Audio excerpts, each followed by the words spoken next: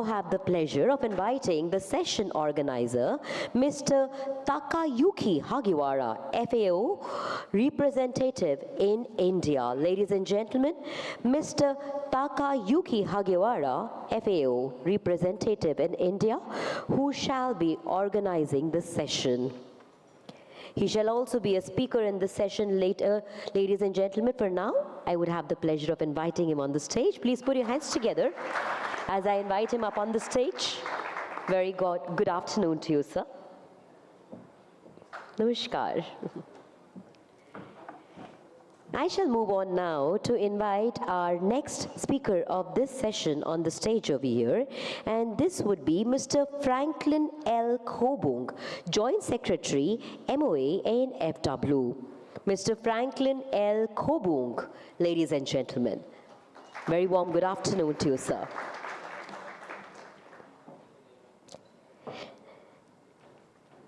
Now, thank you. Now, this session is not just about speakers delivering their presentations, but shall also be a panel discussion. So the panel discussion shall follow post the speakers have given their deliverance. It's my pleasure over here to also invite our session moderator for the panel discussion and our panelists on the stage right now, ladies and gentlemen. So first of all, let me introduce you to the subject for the panel discussion. This would be water use efficiency, ownership and governance of irrigation infrastructure and sustainable water resources, and income improvement through community participation. This shall be the topic of our panel discussion today, and this session shall be moderated by Krishnan Palisana, Senior Specialist, FAO India. Ladies and gentlemen, please put your hands together as I invite over here Mr. Krishnan Palasana.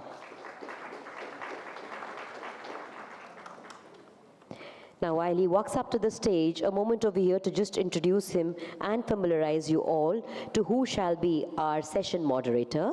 Krishnan provides strategic support in the areas of digital agriculture, data system, private partnerships, and institutional alliances in FAO India.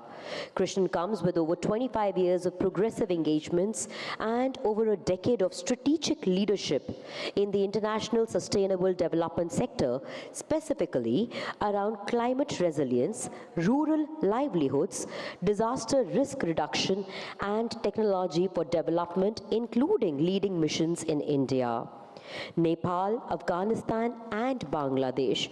His prior experience includes Managing Director of Digital Green, India Director of the Climate Group, Country Director of Afghanistan of Astronaut International, and COO of Population Foundation. Krishnan has a bachelor degree in physics and a master's degree in business administration. Ladies and gentlemen, our session moderator, Mr. Krishnan Palasana. And our panelists in this session shall be Dr. Pothyola S. Brahmanand, Principal Scientist, Water Technology Center, IARI.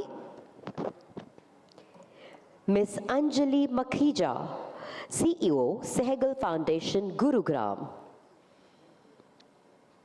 Mr. Takeshi Ueda, Director, AFNR, ADB, Asian Development Bank. And Mr. Niroj Mohanty, Agriculture Carbon Credit Specialist. Now can we have a huge round of applause for all our speakers, for our chair, for our session organizer, and also for our session moderator and panelists, everybody, please. This is going to be a long one, but definitely a very informative and interactive session. Come on, everybody, a bigger round of applause. Let's keep the energy going up only, ladies and gentlemen, because the day hasn't yet ended or is nowhere close to ending. I do hope you're finding it interesting and informative so far. On that note, I believe, ladies and gentlemen, first of all, I shall hand over the session to our chair and session organizer. But before that, may I invite on stage Mr. Anuj Kanwal to kindly set the stage for the presentations, please. Ladies and gentlemen, please put your hands together for Mr. Anuj Kanwal, Commissioner of CADWM, Ministry of Jal Shakti. So a brief introduction on the session, current session. We are here to link up the Mcad program of Ministry of Jal Shakti and the PDMC program of Ministry of Agriculture. So that is the most important thing to achieve our full water use efficiency. We want to also work on other methods of water use efficiencies. For example, cropping new crops and new methods, new products where we can achieve a good level of water use efficiency at the farm level. This also includes increase in the farmer intelligence. So we will be discussing all these topics in this session. Thank you.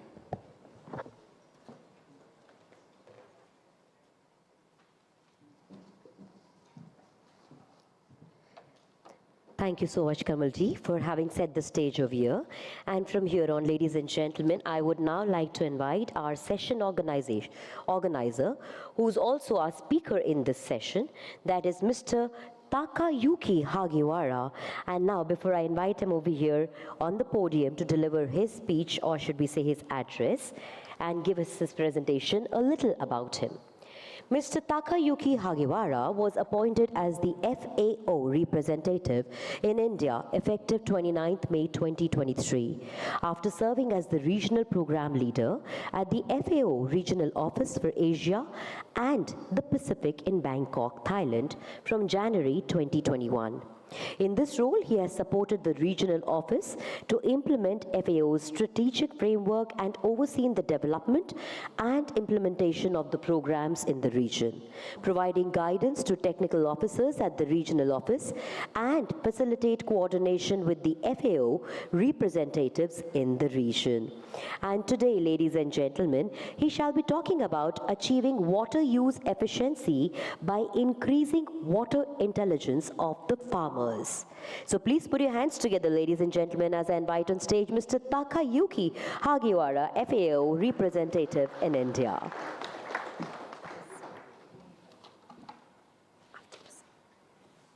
Good afternoon, everyone.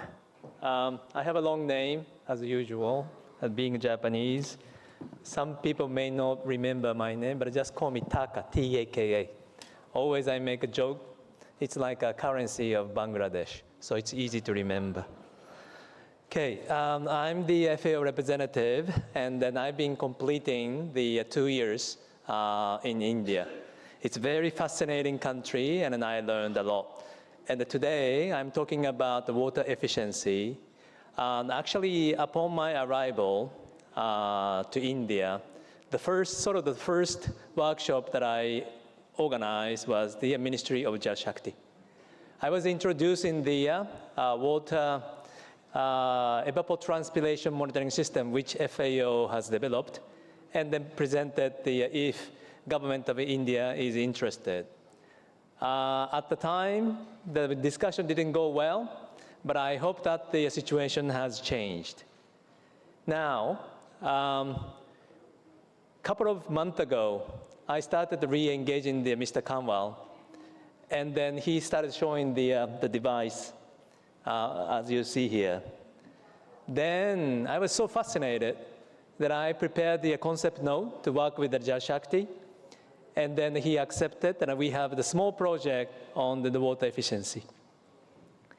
Now, I believe that we are witnessing another revolution in India.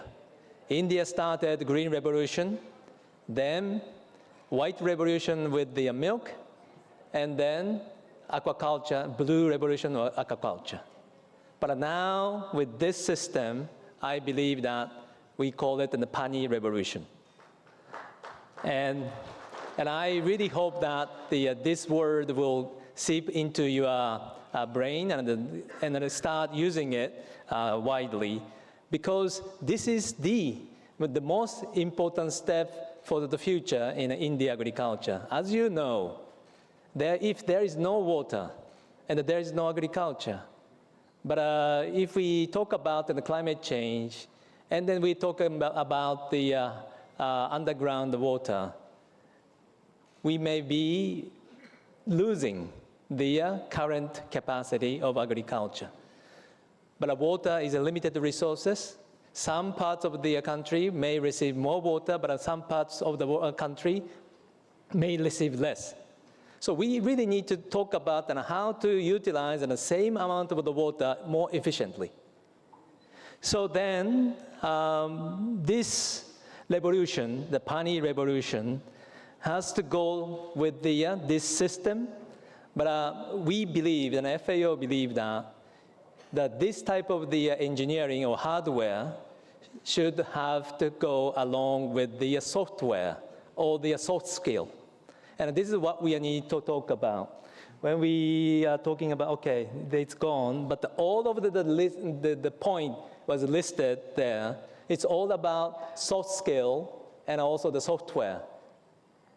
This system can be placed with a huge investment with the government, by the government.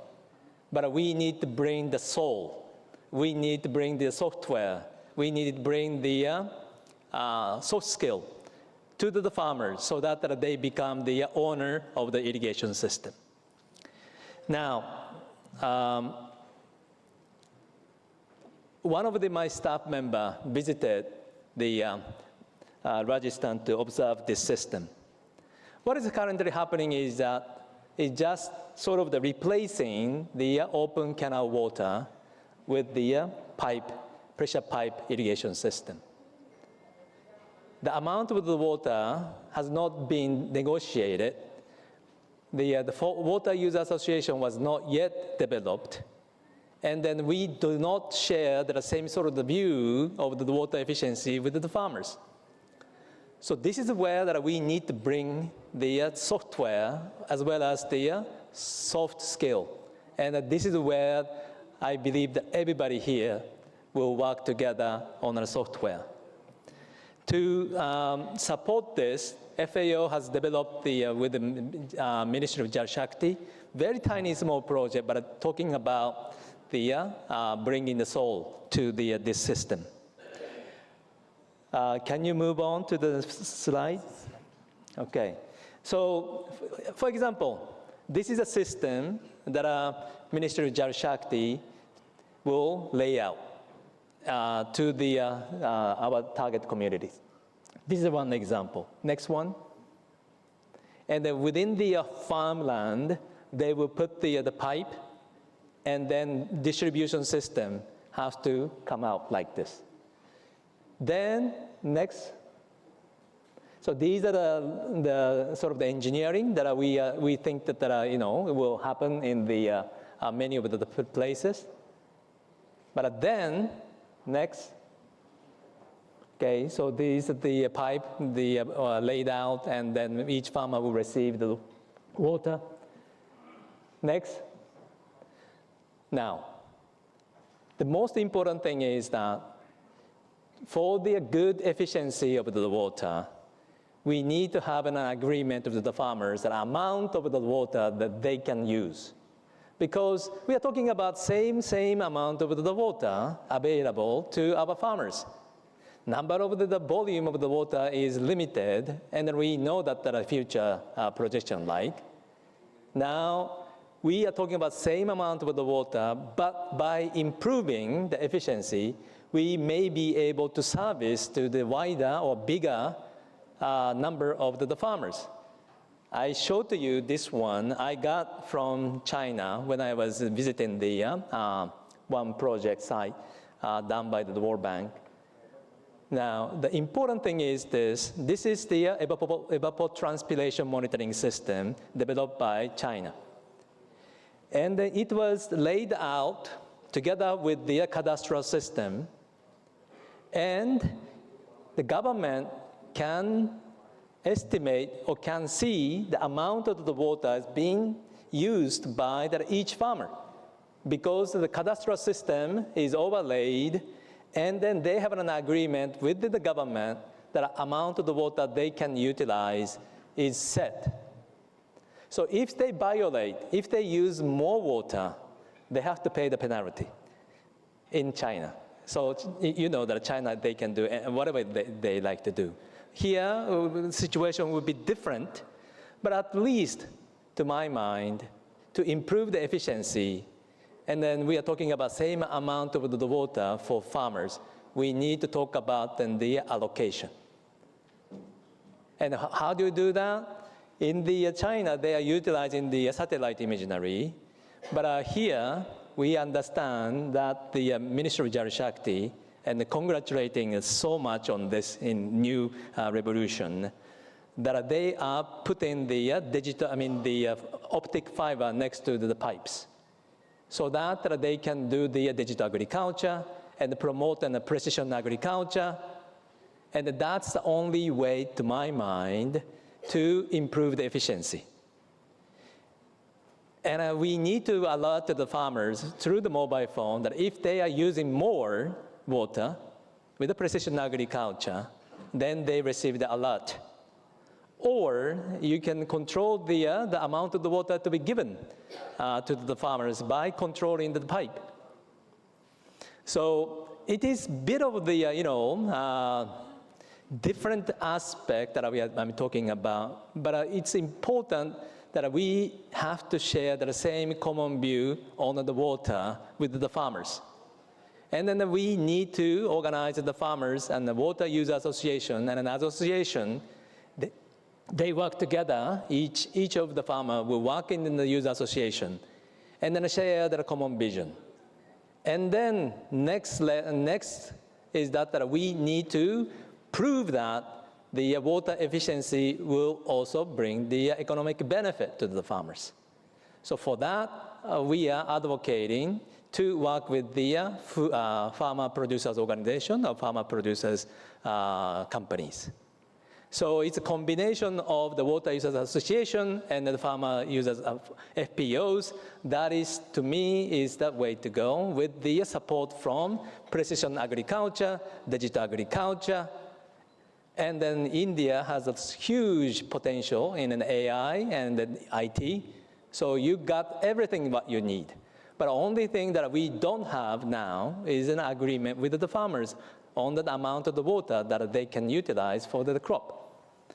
So with this FAO small amount of the project, we hope that we will pilot a couple of the water associations, and that we've been working with the Ministry of Agriculture in the different states on the follow food and rice and the wheat production. And so we bring the sort of new software and then the soft skill to the farmers and organize it in the Farmer User Association. And then see, and then demonstrate that this hopefully will be feasible. Lastly, FAO has developed the MOU with the NABARD to develop the two things mainly, or three things. One is the carbon fund. So that is why I was in the same hotel, but a different location, discussed about the carbon fund in India. India should have the carbon fund, independent carbon fund, not influenced by the outside, but its own carbon fund, so that it brings maximum benefit to the farmers. And then this type of the system that I've been showing to you, we can do that. And then India is investing a lot into the agri-stock. And then we can utilize the agri-stock information for the precision agriculture, fund transfer, water efficiency, and then economic growth. So this is the way that I envision. And then thank you very much, Secretary of the Jal Shakti, and then thank you very much, Mr. Kanwal. He has become my buddy here. But I really congratulate the new avenue to show us the new way of doing the agriculture in India.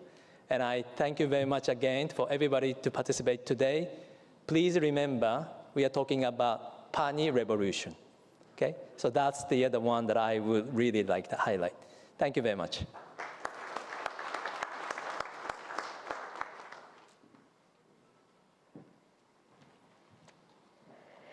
Thank you so much, Mr. Takayuki, for delivering that address. Thank you very much.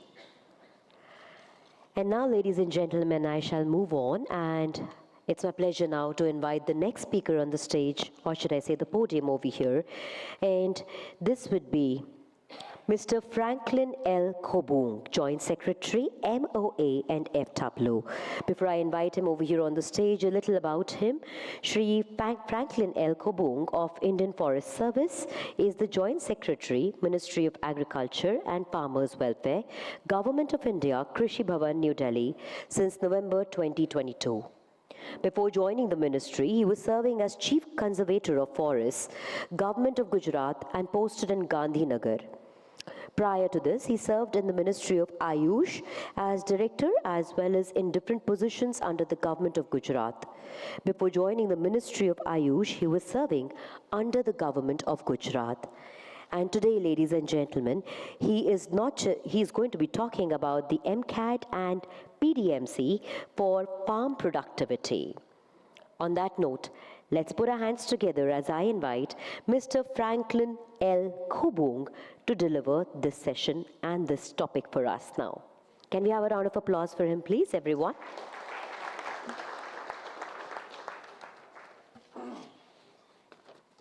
Come, sir, please. Good afternoon. Thank you. I'll try to take shortest time as possible. Secretary Agriculture, sir. Secretary, Ministry of Jal Shakti, distinguished guests in the dais, officials, partners, ladies and gentlemen. My topic is on micro-irrigation initiative which we are promoting through PDMC scheme of RKVY in the ministry, and how we can align with the newly launched scheme of MCAD. I would like to start with the importance of water resource for agriculture. We all know that the previous speaker also had put it out clearly that agriculture and water resources go in hand. We cannot think of progressing in agriculture without water resources. But the figures which I have, it is not very encouraging for our country. As we all know, we have just 4% of the global water resources, but we have 18% of the world's population. Agriculture, that is covering about 60% of the geographical area. It is utilizing about 85% of the country's water resources. Against global average of about 70%. Yet we are able to cover a little bit more than 50% of the cultivated area under irrigation. So if we have to progress in agriculture sector, we will have to promote water use efficiency. We will have to cover more land under irrigation. So in that context, I think water use efficiency is the central. I think it is not a choice that we can make, it is a necessity now. We are doing through the scheme of PDMC in the ministry. Now that the Ministry of Jal Shakti has launched the MCAD, I think that the chief focus of this scheme, MCAD, is also on water use efficiency. If we look at the objectives of PDMC and MCAD, I think they share all the common objectives from water use efficiency to climate resilience to smart water management, sustainable agriculture, and empowerment of the local institutions like FPOs, water user societies in the whole ecosystem of water management. In PDMC, we have done our bit for promotions of micro-irrigation in a sense that from 2015, we have covered a little bit more than 10 million hectare under micro-irrigation now against the potential area of 69 million hectare. We have a task force instituted under the ministry in 2004, and the report is that the potential area is about 69 million hectare. We still have a long way to go. The scheme is implemented as a centrally sponsored scheme across the country. Since the cost is very high, we provide subsidies to the farmers from 45% to 55%. The rest is the contributions of the beneficiaries. But the states also do their top-up because many of the farmers do not have the capacity to give their contribution.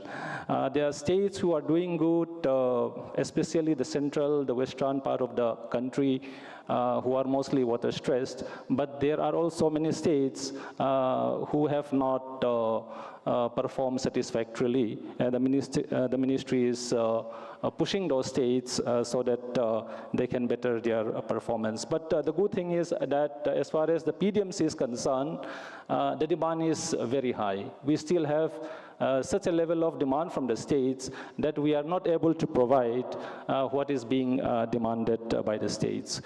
We also have, along with micro-irrigation, it is just not about water use efficiency. We also promote water conservation by way of other interventions, wherein we promote water source creation, water conservations like farm ponds, tanks, rejuvenations of wells, etc. We also have a initiative in which we have a corpus instituted in NABARD to the tune of 10,000 crore now, in which we provide interest subsidies to any state government who would like to avail financing from NABARD for this PDMC scheme. We provide interest subvention benefits for such states. Now we have in 2001 a review evaluation being conducted by NITI Aayog. The report was very positive. Through micro-irrigation, we can achieve water savings up to 50%. Water use efficiency from 30 to 70%, increase in productivity and increase in the income of farmers to the tune of 69%, 10 to 69%, depending on the crops and different agro-climatic conditions. Now, on the MCAD and on the convergence aspect with PDMC, like I said, we have many objectives which are common. We, in PDMC, the coverage is mostly on those areas which are having water source from the groundwater. About 90% of the area, the water is, the coverage of micro-irrigation, the water is sourced from the groundwater. As far as surface water is concerned, it is still very less, not satisfactory. So we would like to promote more water use efficiency for surface water source also. I think in that context, MCAD is going to be a very good initiatives to promote micro-irrigations for surface water source also. We also in PDMC target water-intensive crops like sugarcane, banana, cotton, etc. In the process of implementations of MCAD, we can set those priorities areas wherein cultivations of this kind of crops, high water intensive crops are there. Water use efficiency is just not about micro-irrigation. It is also about crop diversification, how well we can, convince the farmers to change their crops from high water intensive crops to lesser water intensive crops. We are now talking about, scientists are now talking about, virtual flow of water, in which I would just like to mention that, for example, in rice, to produce 1 kg of rice, it takes about 3,000 to 4,000 liters of rice. So if we export rice, that means the export-import imbalance exists as far as the water footprint of the crops are concerned. So these are something which we need to look into while going ahead with the schemes. And the scheme talks about empowerment of local institutions like water user societies, FPOs, etc., which PDMC is also doing. We can converge more on that. We have specific benefits for clusters, for FPOs, for water user associations in PDMC in terms of the percentage of subsidies given to the farmers. That can also be the push factor. And lastly, we have the MIF scheme, like I said, micro irrigation fund. We also have certain states like Haryana, Rajasthan, etc., who had availed loan for taking up this kind of PPI initiatives in their own states. So we can mobilize this MIF fund more to take this scheme forward. That is all I would like to say. Thank you.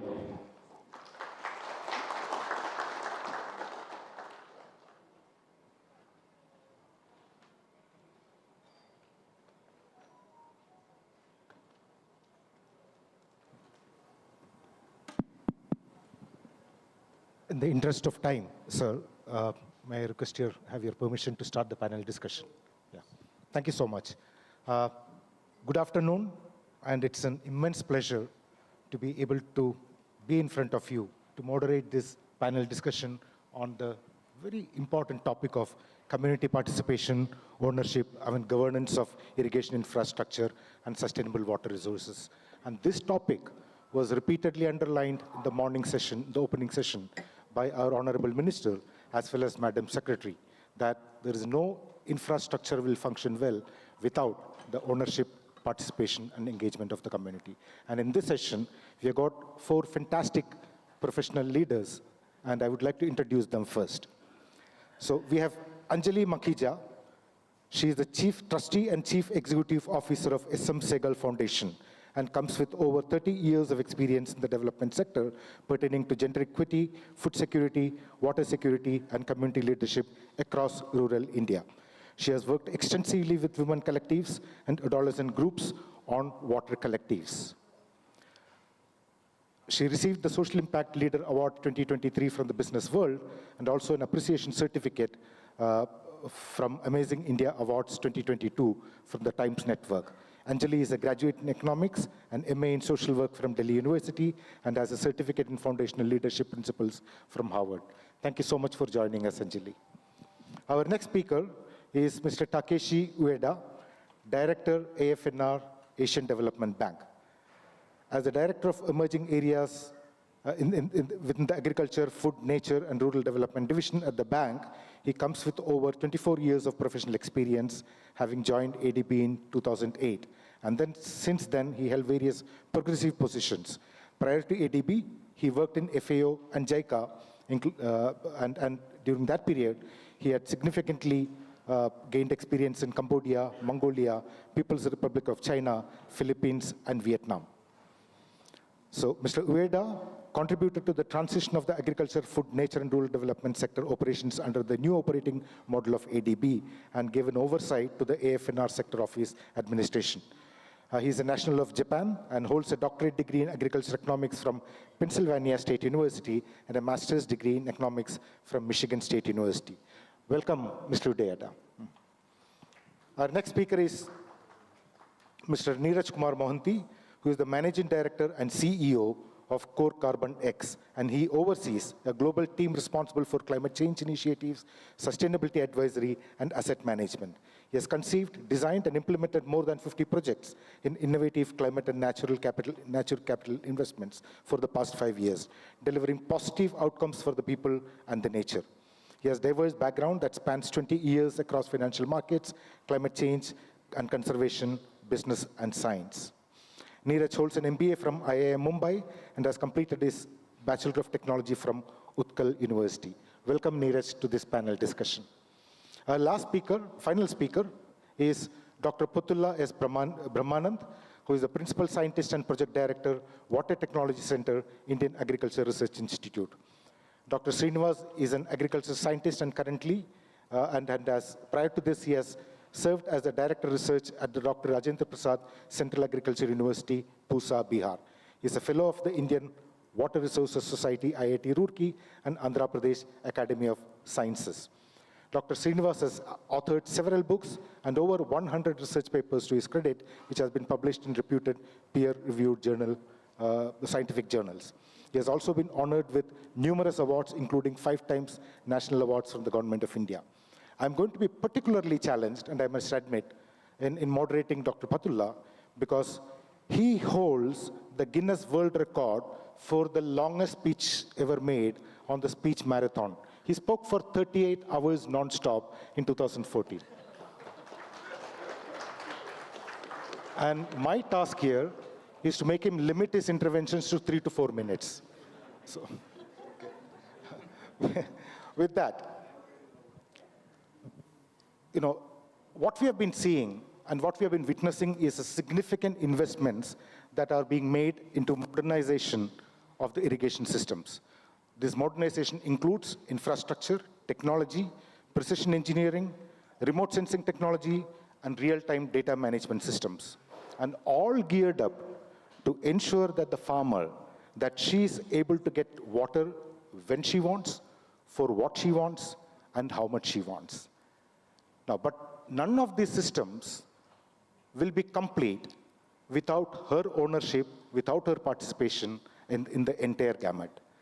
And by doing that, what this system is trying to undertake is to reduce the uncertainty that is involved in farming, reduce the underlying risks involved in farming, and enhance our productivity over the period.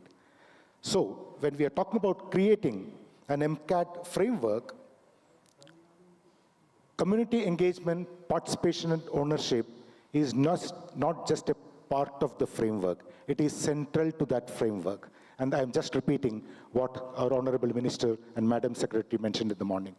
And that is what we want to listen to our experts from, that their experience, expertise on how do we ensure that the barriers are broken, and how do we ensure that the farmers are able to own and govern the local systems, irrigation systems, so that we are all progressing towards improved income, improved productivity, and improved resilience. With that, I'm going to ask the panelists a set of questions, and would request their intervention to limit it to 2 or 3 minutes maximum.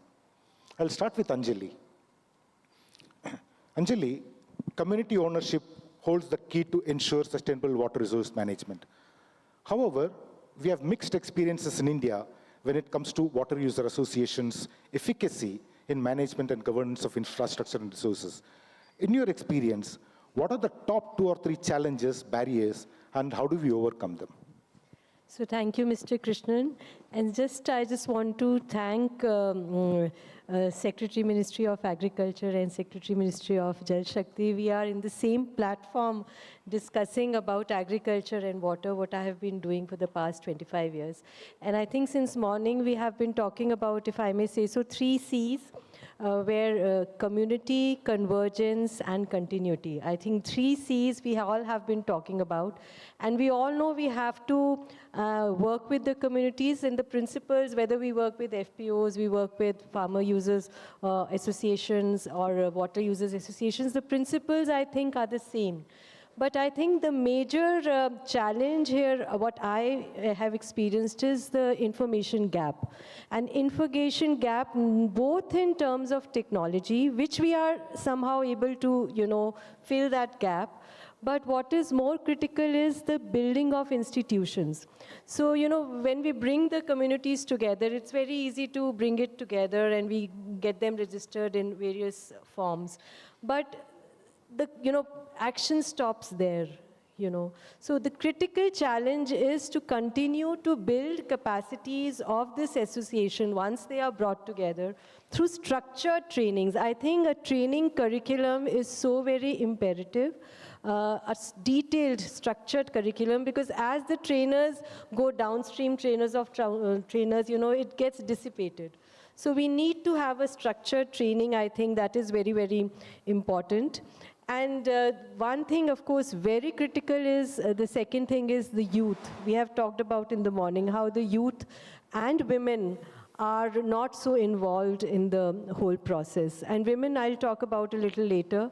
But youth, because they will only be involved once there is an interest in the economics of the association. If they just come together and, we have been working with water users associations, water tank groups, And if we continue to have meetings after a few years, if I may say so, it will just not work unless there is a continuous economic engagement, be it FPOs, be it any kind of agricultural intervention. I recently went to Uttarakhand a couple of weeks back, and we set up farmer field schools where we engage the young youth farmers. They have demonstrations on drip, laser leveling, and so on and so forth, drip irrigation, nurseries, which are very good economic activity. And they are so proud when the villages of the neighboring cluster, they come and visit. So I think youth is very, very important because they are the change agents. And the last point which I want to make is to create water-conscious communities. I know we have been talking about water budgeting, but we tend to, under-emphasize on it because I know we have built we've done a lot of work in groundwater recharging. But wherever we have worked, we've seen that the crop pattern changes. They start using water-intensive crops. So both have to go hand in hand. We were talking about demand and supply.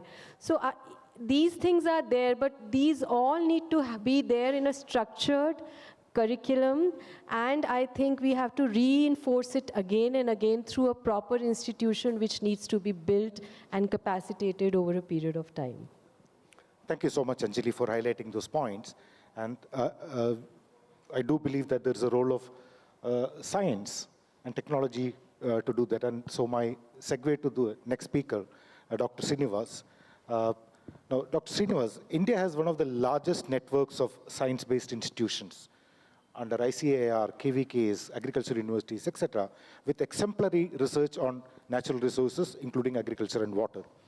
How can we further reduce the gap between modern science and technology and the smallholder farmers in India so that there is an incentive for them to take active interest in the system and also to enhance productivity and strengthen resilience? Thank you. Thank you very much for giving me this opportunity, and respected chair, the keynote speakers and co-panelists and esteemed participants. I do agree with this very strongly, and basically what I understand that we have a multifaceted researchers in different fields who are working from ICR and other organizations, including the central and state agriculture universities. They've been working on different technologies with the main aim of especially enhancing the storage, water storage, especially rainwater storage, and also enhancing water use efficiency, and also utilizing wastewater also because keeping the demand in mind. But at the same time, we have several technologies in this line. And we also formulated some of the very good policies from Government of India, aiming especially for water storage. We have Amrit Sarovar Yojana, very successful one, as declared by the Honorable Prime Minister. And we also have for enhancing water use efficiency, we're talking about the Pradhan Mantri Krishi Sinchai Yojana, the PDMC and all.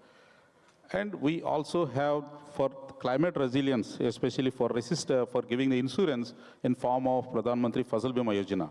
But to make there is a lot of gap between advances what we have made from the research side and with the farmers.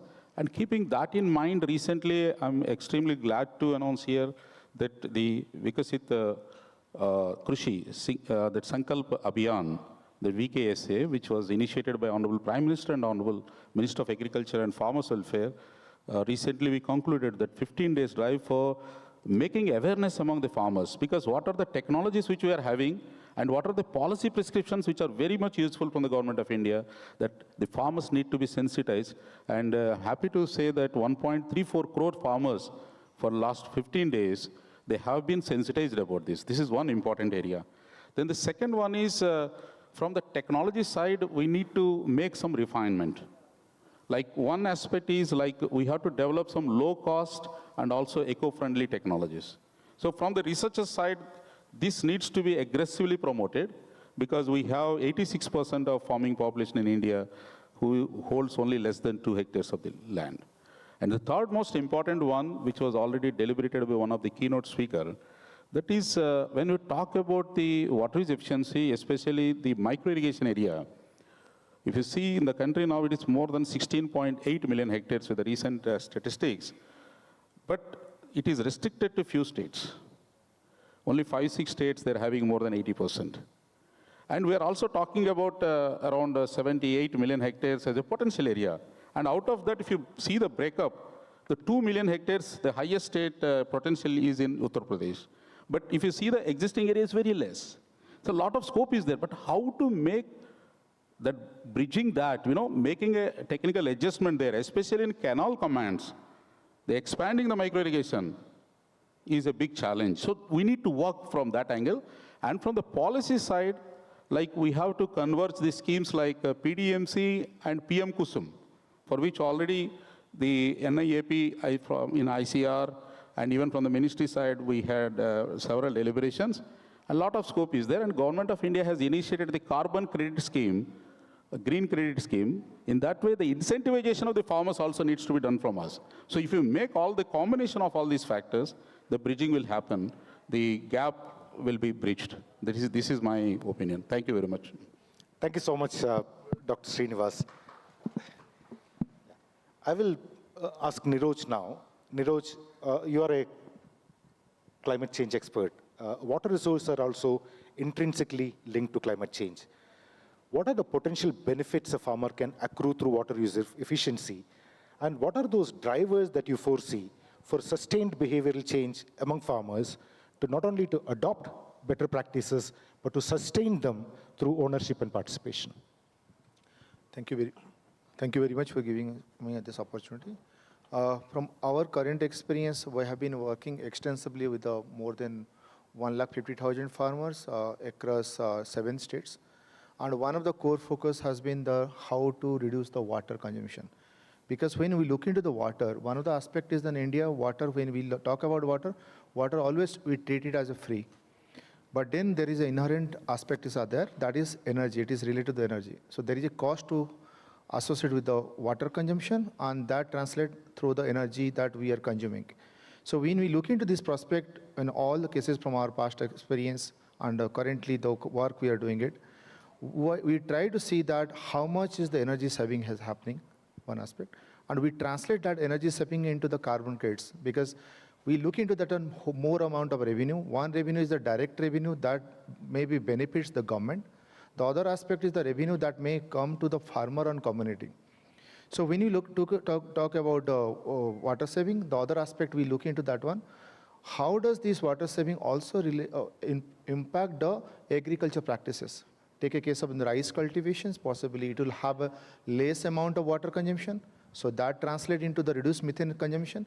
So if we consider the methane consumption reductions, so there is a potential that every hectare, if there is a double crop, the potential is that 4 to 5 tons of CO2 can be reduced. And when we look into the electricity saving per hectare, possibly the potentials are there around 1 to 2 tons of CO2 reductions. In addition, these two aspects are there. But when we build in the community and we work with the community start also understanding that now water is available. They also have an option to adopt the better practices, better sustainable practices. And that translates into the reduced fertilizer use because runoff will be minimized. And then in addition to that one, there is a potential of improving the soil organic carbon. There is also potential of reducing the fertilizer. That also brings in additional amount of saving in terms of the money for the farmer, as well as the potential that the kind of emission that can go to the atmosphere, that saving is that can also translate into GHG saving. So when we look into this aspect, what do we need to try to bring in that we look into water, there is a one component that is a starting point, because we need to understand today or in the future, there has to be a price. This price needs to be recognized, and we need to translate all sectors together to bring in the landscape approach or sectoral approach where it will help us in reducing the emissions. And that emission can translate into the additional carbon revenue for the farmer. There is a potential per hectare, a few dollars that can be possibly carbon credit potential from 2 carbon credits to 5 carbon credits per hectare can be generated. And that can translate into monetary wise around $20 to $100 carbon revenue at the current market price. Thank you. Thank you. That's very interesting. That's very interesting. We'll come back to you on that later. I will now pass it on to Mr. Takeshi Ueda. Please share the bank's experience in community participation, ownership, and governance, and specifically some of the good practices examples that you think that we can draw from other geographies. Okay. Thank you very much. In terms of community participation, I want to cite the example from the Philippines. We are supporting actually agriculture trade, rice trade, and Philippines get into the rice trade liberalization. So now much cheaper rice is coming into the country from Vietnam, and actually Vietnam and also India. India was, but because of the ban of rice export from India to and Vietnam, so we are facing difficulty in the Philippines. Now, we try to engage, we discussed with the government what we can do with this smallholder-based agriculture structure. So Philippine government decided to go for cluster farming. So that's something that they can bring in, scale economy, maintaining the small farmer structure. And at the same time, by having a large chunk of import revenue of rice, they are able to inject that money for seed production, seed development, and also mechanization and credit support, and also training. So in that way, we are supporting, smallholders in multiple ways, and it's so far running well, and the government decided to extend that kind of support beyond 5 years, which they committed initially. So just stop here. Thank you, thank you. Neeraj, I'm coming back to you. The modernization with all the new technologies, techniques, methods that are coming up also opens newer avenues and disruptive ideas. You talked about carbon credit. Do you also foresee something like a water credit in the days to come? And how do we incentivize farmers through these modern irrigation systems in that case? What are the disruptive ideas that comes to your mind? Sir, water credit is already being defined under the green credits. So easily it can be adopted, but one of the side of the issues of the green credit is that as of today, the demand side aspect is clear, the framework is evolving, but finally when we develop any type of credits, we need to also see that at the demand side, what we are trying to do, who will be the buying stakeholders, how do we bring in those stakeholders into the process. One of the aspect and the problem is that many of the corporates today, if you see the more of the potential corporates who can be possibly look forward for the water credits, majority of their investment is going for the CSR activities. They're doing certain activities, and finally they're translating that we are water neutral or water positive. They are not clear that's okay, how do they translate that water saving or water neutrality into a water credits. So as the framework is developing, we can see that maybe some aspect of positive development will happen, but to create a marketplace, we need to have a institutional structure. A clear structure is that how do we bring in the stakeholders to do the trading, and if that is the case, why they do need to onboard it for doing the credits in terms of water credits. One of the aspects when we look into the water credits, there is always a defined market is there for carbon credits. Or take a case, there is another aspect is evolving biodiversity credits. So these are two aspects which is globally is being driven. And as also there is a great amount of push is there for the green credits. If the buyer side framework can be evolved, there is a clear demand can be established, and then possibly even water credit can take a position. But in the absence of that one, we do have a carbon credits. So possibly water can align to the carbon credits, where carbon credits can be main, water can be the co-benefits. If tomorrow under the green credits, the market framework will evolve in the country, water credits can be the main and the carbon credits can be the co-benefits. So what we need to do, we need to build in a structure which is today missing, But as we progress, we should look into that one, not on the on the supply side. We also need to establish a demand side framework. And then only we can create a marketplace and we can bring in the benefit to the farmer. Fantastic. One of the reasons why we wanted to specifically ask you these questions is, like it was mentioned in the morning opening session itself, it is paramount for us to ensure that the water user associations, there are economic incentives for them to sustain their initiatives on ground. That means that we need to find ways and means how they can actually benefit going forward. So your talk on water credits and carbon credits will be a very interesting thing to look forward for us. Dr. Srinivas. Yeah. This for the panel. Yeah, thank you. Dr. Srinivas, continuous efficiency and productivity enrichment requires continuously enriched real-time data. While government is significantly investing in building interoperable data system, you would have already heard about AgriStack platforms, etc. What are the 2-3 challenges that you foresee in an effective strategy to ensure availability of this kind of data so that the local community can actually take decisions based on that data? And how do we overcome that? Yeah, thank you. It's also very relevant because we are in the era of now digital world or even digital agriculture. So country is also aiming to take the advantage of modern tools like IoT, AI and all.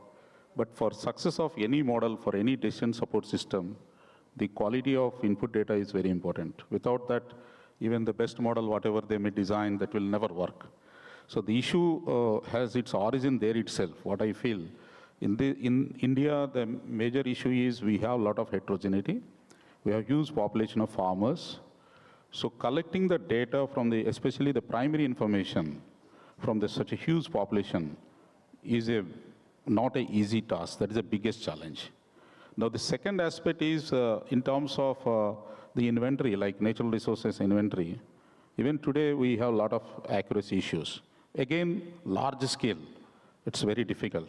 So this is another big challenge. We have made some dent, but a lot of gap is still there. Now the other issues like we have some of the data in silos, scattered manner, making it integration, and for that you require a professional knowledge and the number of people with a good quality analytical skill, that is also less. That we need to promote. So these are some of the biggest challenges. Then also data security is also another aspect where you have to sensitize, you have to provide a confidence to the people who will provide the data. Otherwise they'll never give. They'll never tell you that will not give, but they will not give the quality data. So these are the challenges which I identify. Now when you talk about what is the alternative strategy which we have to do, the alternative strategy, as it has origin of so many challenges, we have to address in an integrated manner. So the most important one for this one is we have to take the best utility for capacity building through the government flagship programs and utilizing the rural youth, especially for data collection. The capacity building needs to be aggressively promoted. The second one is utilizing the satellite-based technologies to help the government flagship programs through which we have a large network of professionals who can really help the farming and who can really get the data. For example, I would like to quote here, for technical support, for providing technical support to Pradhan Mantri Fasal Bima Yojana, ICAR and International Water Management Institute, we took one collaborative project which is on the index-based flood insurance. So in this, what has happened, the satellite data, like Modi's satellite data, has been utilized to assess the exact depth and duration of floodwater and the stage of the crop at which the floodwater comes. We developed the yield loss functions. Based on that, we could develop an index. And based on the index, the farmers of Muzaffarpur, district of Bihar, they have been provided the crop insurance in a most accurate manner. The farmer who got more insurance got the more crop insurance, who got more damage. The less one has got less, and we have provided the technical support to the PMFBY. Similarly, we have to do it on a larger horizon for all the government schemes. So that is one important one. Second one is, we have still issues of cooperation and data sharing. The mindset needs to be changed. We have to take the advantage of technology, but at the same time, we have to provide such type of ambience where the interministerial data sharing, interagencyal data sharing needs to be strengthened.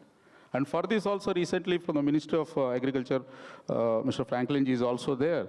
We have developed one irrigation registry to start with. And that is in the alignment with the Digital Agriculture Initiative of Government of India. So just for, as the paucity of time, I'm just concentrating on these two aspects here. We have to make an integrated approach. Thank you. Thank you, thank you. So clearly understand that while we have all these technology data systems available, it's very important for the farming community to have access to that data and ability to use that data to take their own decisions. Thank you. Mr. Takeshi, what is the bank's focus to ensure, how is the bank focusing on prioritizing to ensure community participation, ownership and governance in the investments that you make? And what's your experience around that? So, can you repeat the question? Yeah. What is the what is the bank's focus, priority to ensure that there is community ownership and participation in the investments that you make, and what are the bank's experiences to fulfill that? Okay, thank you. My experience, probably I draw from Mongolia. Yeah, it's a bit different context. I worked many years with nomads, and they actually move from season to season. And most important thing is to designate or allocate authority to access to basically pasture. And also we provide what's required for them in terms of pasture management, basically livestock management, so water resources. And also we provide technical assistance for them to plan how to use the pasture and how to draw water. So capacity building and also necessary infrastructure and also capacity to plan and access to natural resources, those things combination.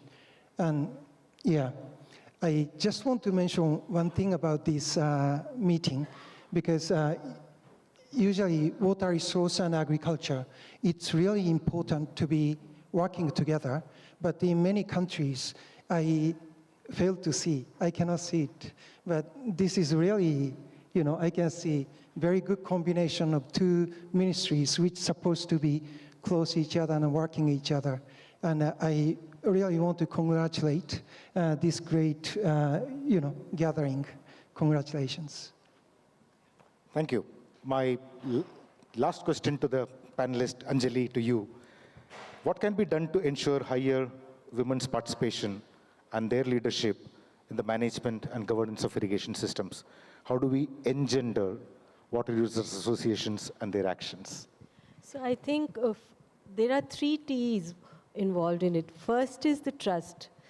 Trust that women can be important change makers for any kind of transformation, and they have a lot of intelligence to understand technology, and I just don't mean only the soft skills. So I think that trust is very, very critical. Second is training. Training of women collectives. I think women collectives is a very powerful tool which brings women together. In my experience in Sehgal Foundation, we work with women's collective across all our domains. This provides a safe space for them to really, share their daily lives as well as what they are doing.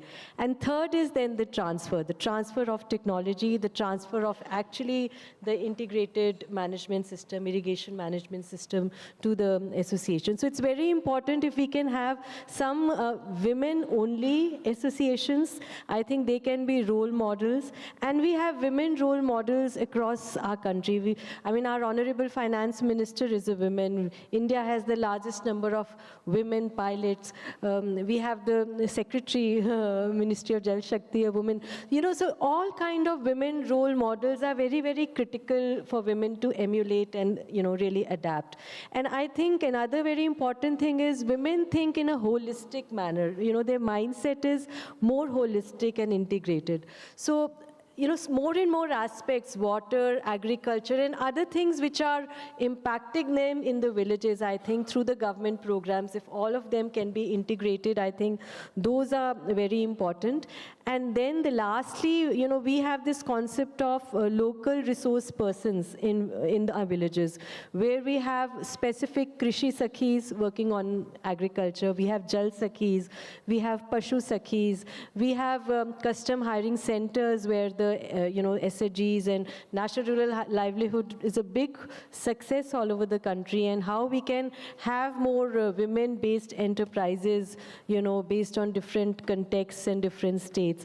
I think these are various customized solutions where local resource persons can be identified, trained, and empowered to meaningfully participate in the associations and really take charge of the associations, rather than just being silent spectators. In some cases, they really take charge and take the leadership ongoing. Thank you so much. Thank you so much. I think the panelists, the experts, they have given us a number of ideas. The underlining factors are, yes, the water user associations are important institutions in the society, which means that we need to empower them, build their capacities, and give them that necessary tools so that they continue to improve or engage and improve their leadership and governance.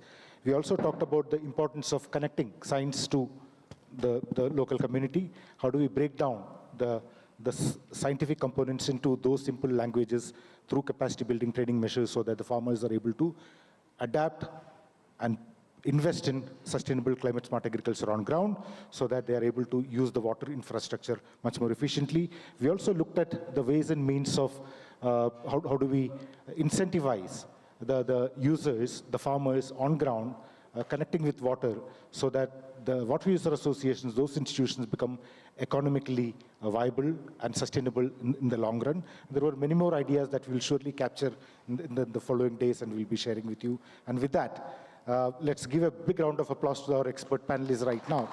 And I'm giving back to the session for our chair to speak, and also saving 2.5 minutes along the way. So we are conserving time also. Thank you so much, Krishnanji. Now, before we close this session, ladies and gentlemen, I'm going to be requesting our session chair, Mr. Devesh Chaturvedi, to kindly give us the closing remarks very quickly, please. Yes. So, as quickly as we can make that, maybe we can share a moderate 15 minutes. Okay. My colleague, secretary from Jal Shakti. On the dais, we have Mr. Takayuki Hagiwara from FAO, who is a representative in India. Franklin, my colleague in the ministry. Dr. Brahmanand Anjali Makhijaji. Mr. Takeshi from ADB. Neeraj Mohanty. It has been a very engaging session on this very critical aspect of how we converge agriculture and irrigation, but the fact remains that agriculture thrives on irrigation. Whatever we have achieved in last 7 decades, whether it's a green revolution or whether it's diversification, it's all scientists provided us the technology in high-yielding varieties, but ultimately it was those fertilizers and that irrigation which ultimately converted that technology into higher productivity.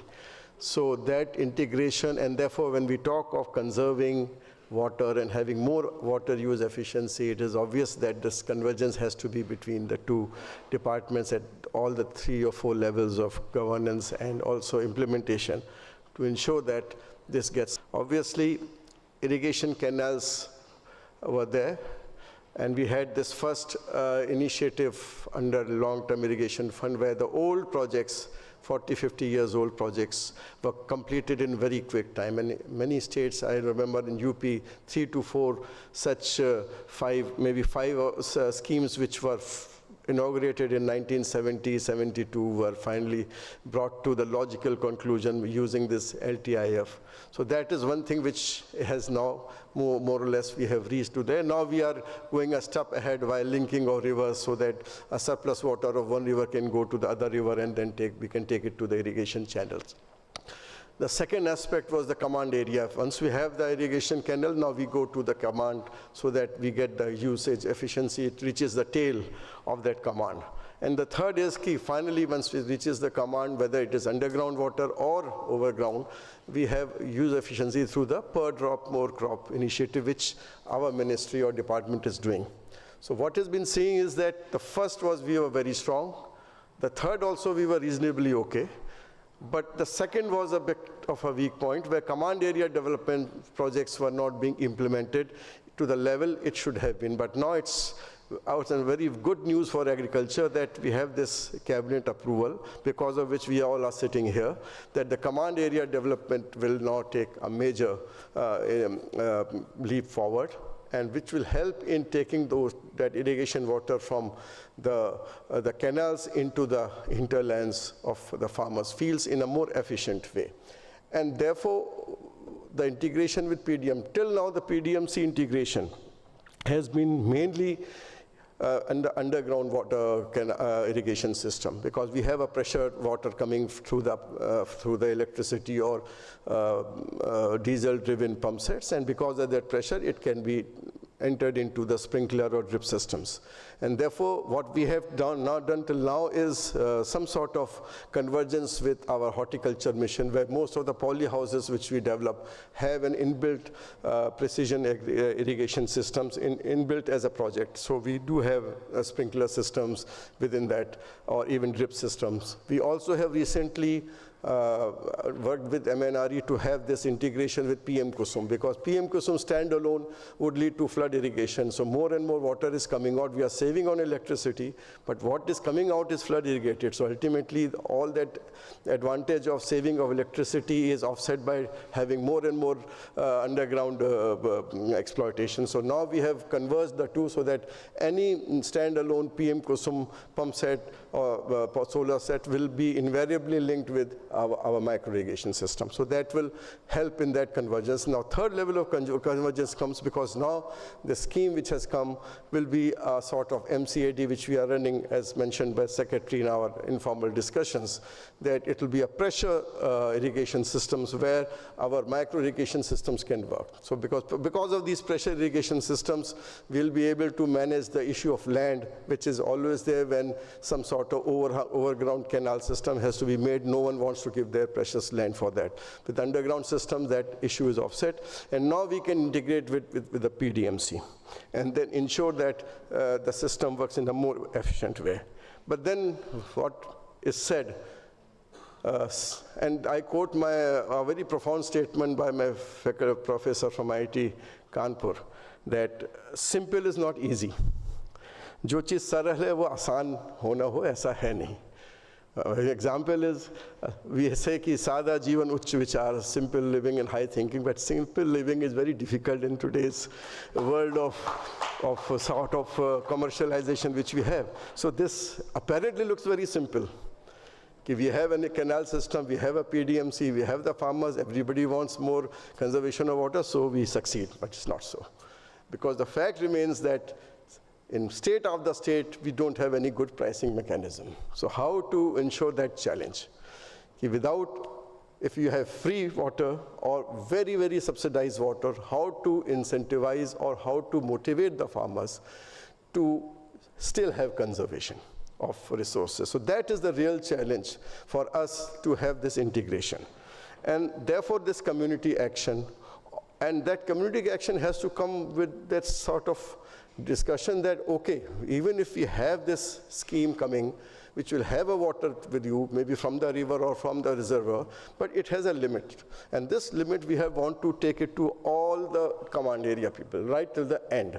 And the person at the right till the end should become the more important decision maker rather than the person who is at the head, because he or she will already get it, but the person who is at tail is the real person who should decide how to do it so that it reaches at that level. Maybe that sort of strategy to have everybody's engagement so that that resource is used very judicially and we are able to reach to that level with all these investments which is possible. And we all know we have a very, again, some political economy, a person had mentioned this, there is always this fight between willingness to pay versus willingness to charge. People would be ready to pay, but the system down the line, it's difficult for them to convince that should we charge or not, because they feel that their constituency will be some sort of be antagonized or something like that. So we have to take that challenge, knowing fully well, and that challenge happens from different states to state. In some states it is not so, in some states it is very high. And then community action also varies from some state to state. I will not name the state, but we know in some states the community action is very strong, it is very successful. And in some states it becomes very difficult to have community coming together. So all those challenges, considering the interstate variability, we have to devise a strategy to ensure that this project, succeeds at least first in pilot stage, and at the pilot stage, if we are able to succeed through having the convergence between the two ministries, having the proper cropping cycle to ensure that the benefits helps in having better productivity, production, and incomes to the farmers, and also this community action through various ways, what the speakers had discussed, the self-help groups, the ladies, the water user groups, the progressive farmers, all then come together to ensure that this conservation, the rationing of water which comes is done in an equitable manner, and everybody gets its share with proper conservation methods. And that will certainly, these pilots and these initial projects, based on experience, when we expand, we will be having a major transformation in terms of water usage efficiency. And I wish the best for the gathering here. I hope whatever is discussed in these 2 days, this debate has started, that this carbon credit business it seems it is more to make big nations or corporates net zero, rather than to help those who are actually producing that carbon credits, frankly speaking.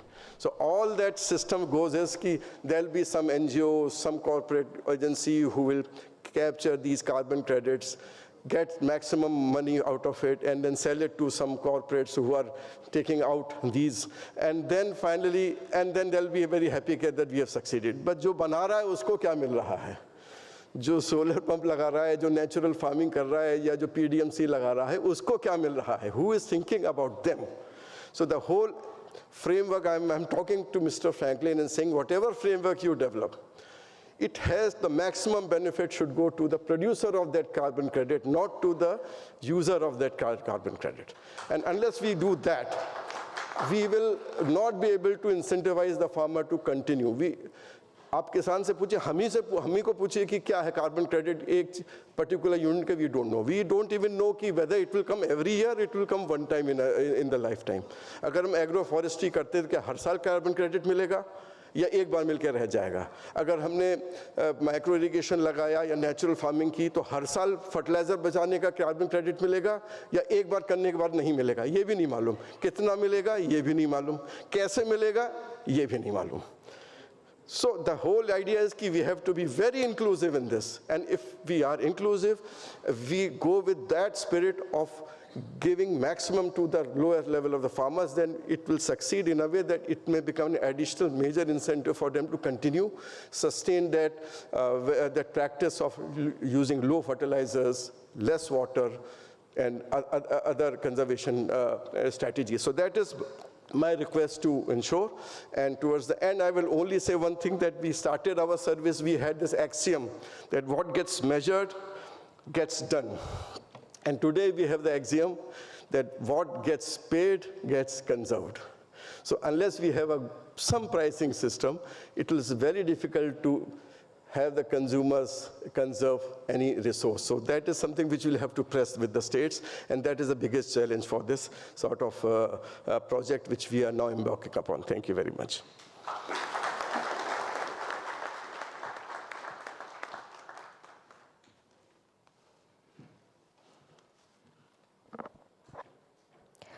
Thank Thank you very much, Mr. Devesh Chaturvedi ji, for having summed up the session so beautifully and so aptly. Ladies and gentlemen, now before we close this session, I'm going to be requesting our session chair, Mr. Devesh Chaturvedi, to kindly also do the honors to felicitate and present a memento to all our speakers and also our panelists, and along with that, also our session organizer. So may I first of all request him to kindly come up ahead on the stage. Thank you. Sir, however you feel comfortable, sir, that's fine. And now, as I take the names of our speakers, first of all, the first memento we would like to present is to Mr. Takayuki Hagiwara, FAO representative in India.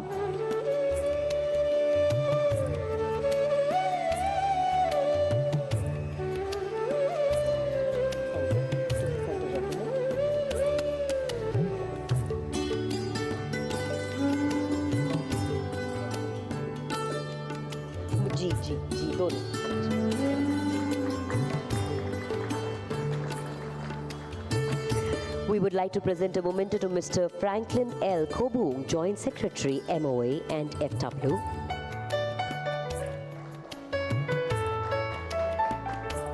A memento from our side to our session moderator, Mr. Krishnan Palasana, Senior Specialist, FAO, India. To Dr. Pothula S. Brahmanand, Principal Scientist, Water Technology Center, IARI.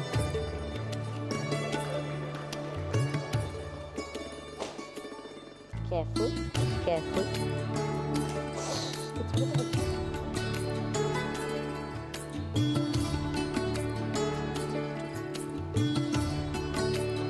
To Ms. Anjali Makhija, CEO, Sehgal Foundation, Gurugram.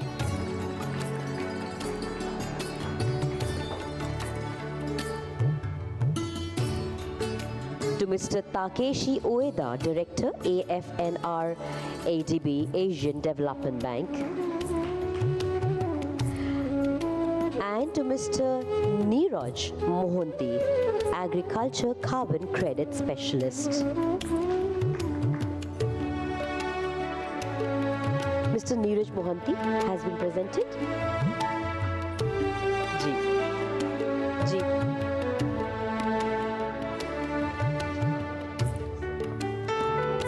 I would now like to request over here, Madam Lady Secretary, Department of Water Resources, River Development and Ganga Rejuvenation, Ministry of Jal Shakti, Government of India, Srimati Debashri Mukherjee, to kindly come up on the stage and present a memento to our session chair, Mr. Devesh Chaturvedi, Secretary, MOA and FW, Government of India, please.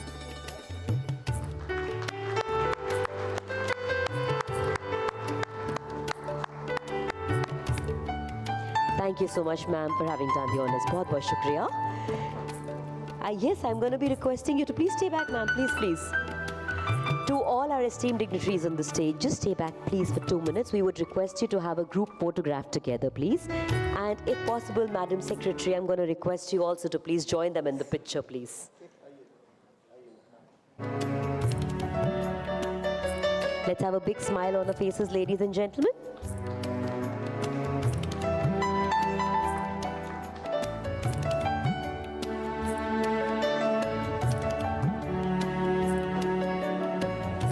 Possibly the largest in terms of number on the stage over here today when it comes to having a session or a discussion, but definitely a very fruitful and a productive one, I do hope. Thank you to once again all our esteemed speakers and panelists for the session for having conducted the session so very effectively.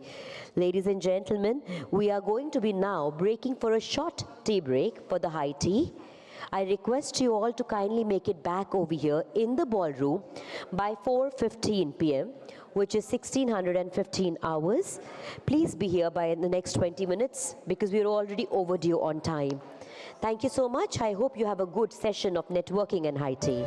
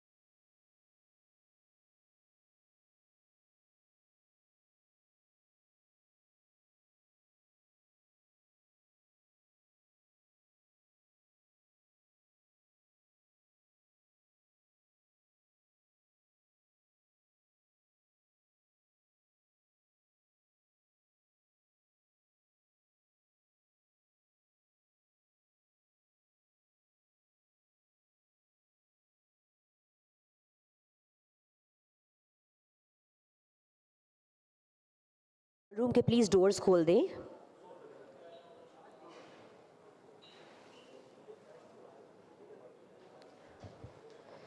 Ladies and gentlemen, if I'm audible outside, could I have the volume of my mic increased for now? मुझे बाहर के लोगों को अंदर बुलाना है. Just the volume increased up, please. Check. Higher, please. Higher. Yeah, better. Ladies and gentlemen, if you can hear me, I'm going to be requesting you to kindly start coming inside because we need to start with the last session of the day.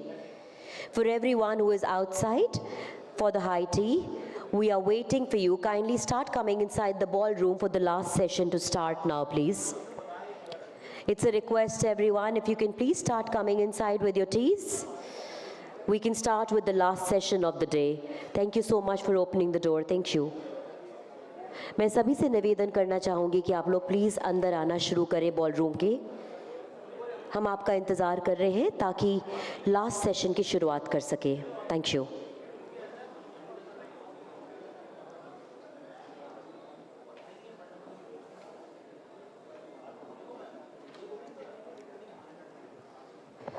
This is the last request and announcement by me, ladies and gentlemen. If you can hear me, I'm going to be requesting everyone to kindly start coming inside. आप लोग please अंदर आ जाएं ताकि हम session की शुरुआत कर सकें.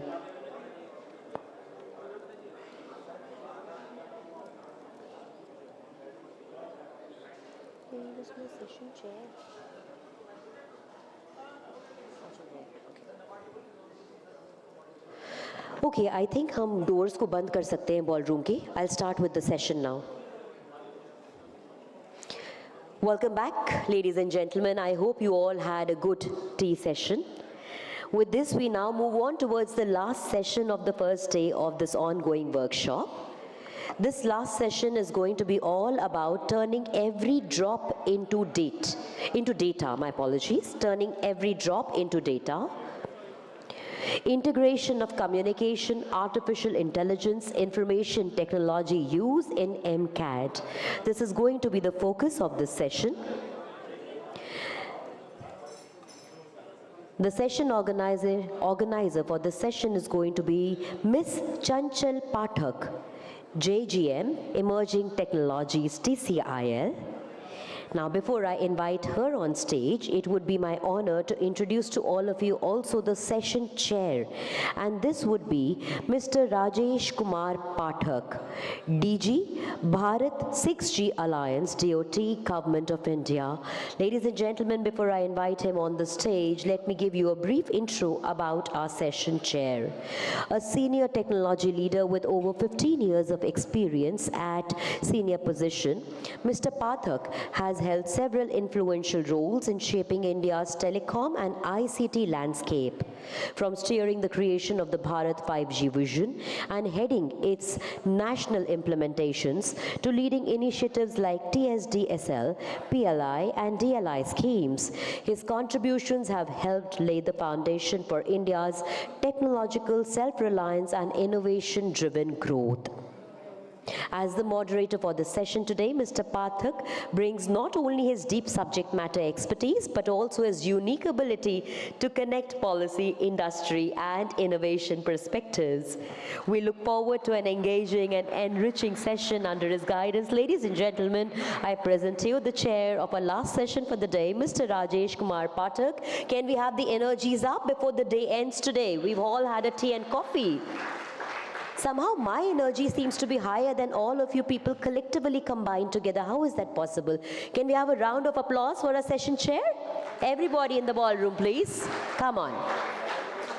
Thank you. And now may I have the pleasure of also inviting our session organizer, Ms. Chanchal Pathak, JGM Engineering Technologies, TCIL. Thank you. I shall move on to now introducing our speakers for each of these sessions. Our first speaker in the session is going to be Mr. Raghav Purwar, ADG, TEC. Ladies and gentlemen, Mr. Raghav Purwar.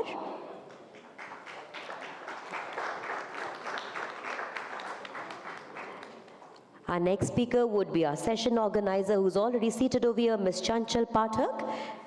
After her would be Mr. Sukant Singh, Scientist C, NIH Roorkee, MOGS, Ministry of Jal Shakti. Mr. Sukant Jain. Welcome. A very warm welcome to you, sir. Please come. And our last speaker in the session is going to be Dr. Wim Bastiansen. Dr. Wim Bastiansen, Erie Watch Product Ambassador, Professor Earth Observations for Water Resources Management from the Asian Development Bank. Ladies and gentlemen, a pleasure to have him amongst us, Dr. Wim Bastiansen. I shall now be handing over the session to our session chair, Mr. Rajesh Kumar Pathak, DG Bharat 6G Alliance, DOT, Government of India. And along with that, I shall also be taking a moment to invite our last speaker for the session, Mr. Rakshit Tandon from TCIL. Ladies and gentlemen, Mr. Rakshit Tandon, please. Very warm welcome to you too, sir.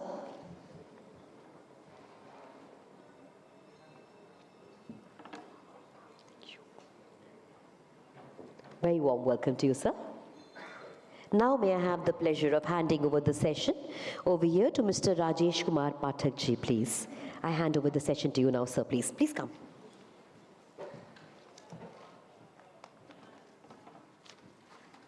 All yours,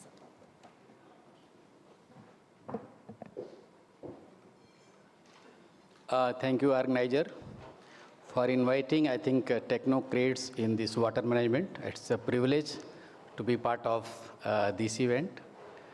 And I realize that a lot of has been covered in the whole day, and I was just going through the earlier session as well when two secretaries to the Government of India, they dwelt on length about nitty-gritty about water. In fact, I also belong to a village, and I remember when we were small, I'm playing in the fields, then there were ponds. But today, I think those ponds are not there. So that's a very sad affair.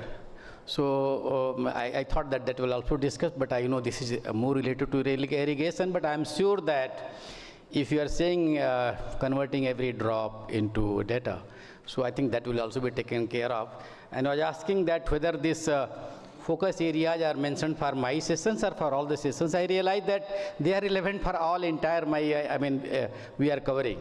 So in earlier there was a mention of Jal Sakhi. Perhaps Jal Guru is required.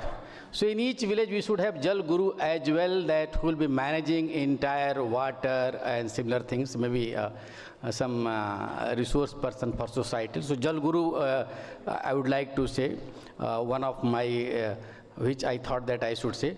I belong to institutions, we are working on 6G, so I think people who are just, some may laugh also, that India is just right now presently rolling out 5G. So 5G has gone to most of the cities. So 6G means when terrestrial network, whatever we get on mobile, right now there is terrestrial called land mobile, and satellite.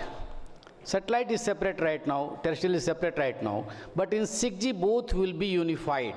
So you will never feel that whatever you are getting, whether you are getting from satellite or from terrestrial mobile network. So this Bharat 6G Alliance has been constituted to make India a leader in the technology, that when by 2030 6G will come, because technology changes every 10 years. When that will come, then how India can be an innovator and not as a adopter or user of imported wireless technology. That is thought process. I thought that I should share this. Keeping that in mind, I would like to thank organizers and about these sessions as we embark on reimagining irrigation and water management in India. This module highlights the foundational role of digital infrastructure. So I mean, whatever is being done by Department of Telecommunications through various schemes, and by state governments, because they are also doing a lot of infrastructure work in this digital, and I think perhaps in India we have created the first digital highway, one can say, and we are the maximum user of digital infrastructure. How can that be suitably utilized for irrigation and water management as? So I think we will explore how these technologies, when embedded in our field infrastructure, from the canal to the crop, can help transform irrigation from a supply-based approach to a demand-responsive and predictive service. This session it's all about field-ready, scalable solutions, and we have with us our PSU, Navratna PSU Telecom Consultants of India, TCIL. So they have doing a lot of such projects of integration infrastructure development. I am sure that they will be covering and all a panel of experts. In fact, we have Professor Wim also, and he has a lot to say on the satellite part. So I'm sure that we will be covering a lot that will help you to irrigate intelligently and govern transparently. More important is that if there is a weak connectivity or telecom referring to, then how can we take care of with the help of IoT and other things? So what are the various technological aspects? I'm sure that this panel will dwell on length. So first speaker, I think I'm inviting Mr. Raghav Purwar, Assistant Director General from Department of Telecom Engineering Center, and he's expert on IoT. He's an Indian Telecom Service Officer, and he has been in DRDO and currently contributes to national and international IoT standards, smart city framework, and intelligent transport systems. In fact, I was also part of Department of Telecommunication for 37 years precisely. One of the thought process I shared with him, if he can cover that, a smart city from one bus, from Jaipur, if it comes to another smart city, how can I precisely know the locations? And both the data sets are not working together. They are not talking to each other.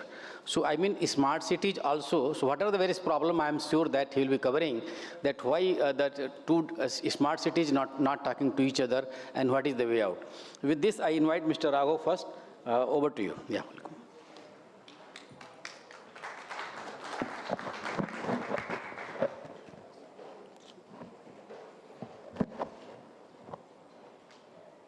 So, presentation, may I have the presentation? Yeah, sure. So, a very good evening to all of you, as I have been introduced by Sir. So, I'll directly move into the presentation because we have less time and we have a lot to cover, and also Sir has given me a responsibility to explain why two smart cities are not communicating apart from my topic. Okay, so moving to the next slide. So TC, I belong to TC. TC is a technical arm of Department of Telecommunication, and we make standards for telecom and related ICT sectors. We also provide policy related inputs to DOT and other government departments. And also we are the custodian for MTCT, that is a mandatory testing and certification for telecom equipment, which mandates that any telecom products need to be certified before the sale or deployed in the country. And also we are also a technical barrier to trade nodal point for customs to deal with. And also we are the nodal agency for the standardization effort dealing with several international SDOs like ITO, APT, 3GPP, IEEE. Okay, next slide please. Okay, so role of IoT and AI, I think everyone is well versed with this thing. So some of the examples are precision farming, crop health monitoring, predictive agriculture, smart irrigation and water management, which is the focus of these 2 days workshop. And there are many more. So I don't think that anyone here is who is not using AI tools nowadays. So there are n number of things that can be done with the use of AI and IoT. And the theme is also every drop to be counted as a data. So these things revolve around the data. So next slide, please. So now what the important part is, we'll be focusing more on the IoT M2M architecture. So general IoT M2M architecture, actually there is a very deep concept on this, but since for the audience part, I am trying to segregate into the 3 layers.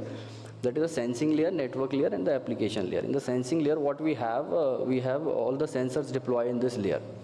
So we have n number of technologies which aggregate the data from these sensors and then through gateway, they transfer it to the network layer. That network layer, we also have n number of technologies based on the different requirements of the user. And after this network layer, from the network server, this reaches to the application server. From that application server, we can access it to the mobile app or any interface or internet dashboard which we are using. So that is called the application. So this is the broad 3-layer structure of any IoT M2M solution. So next slide, please. So present IoT M2M deployment. So what happening nowadays is that any department or any user which seeks a solution for IoT M2M deployment is opening up their requirements, and people are coming with their proprietary solution. Those are the business solution. So we have a device, local network, then gateway, communication network, as I have already told, then a business platform. That business platform is a tailored specific platform which solution provider provides to the user, and that is a proprietary solution. And then the business application that will work for that particular platform only. So in this slide, we can answer the search question that why two smart cities are not communicating. We deal with smart city also in our working group. So the problem with the smart cities are that two smart cities are solution provided by two different vendors. They do not have a standardized format, and they do not have a standardized communication protocols, so that they both can be they are not interoperable. So these are following issues. Broadly, we can say that interoperability, data sharing, and vendor locking and security, these are the 4 issues which are with the current deployment. That is a proprietary siloed deployment which we say. So a vendor is coming, he is providing the entire solution.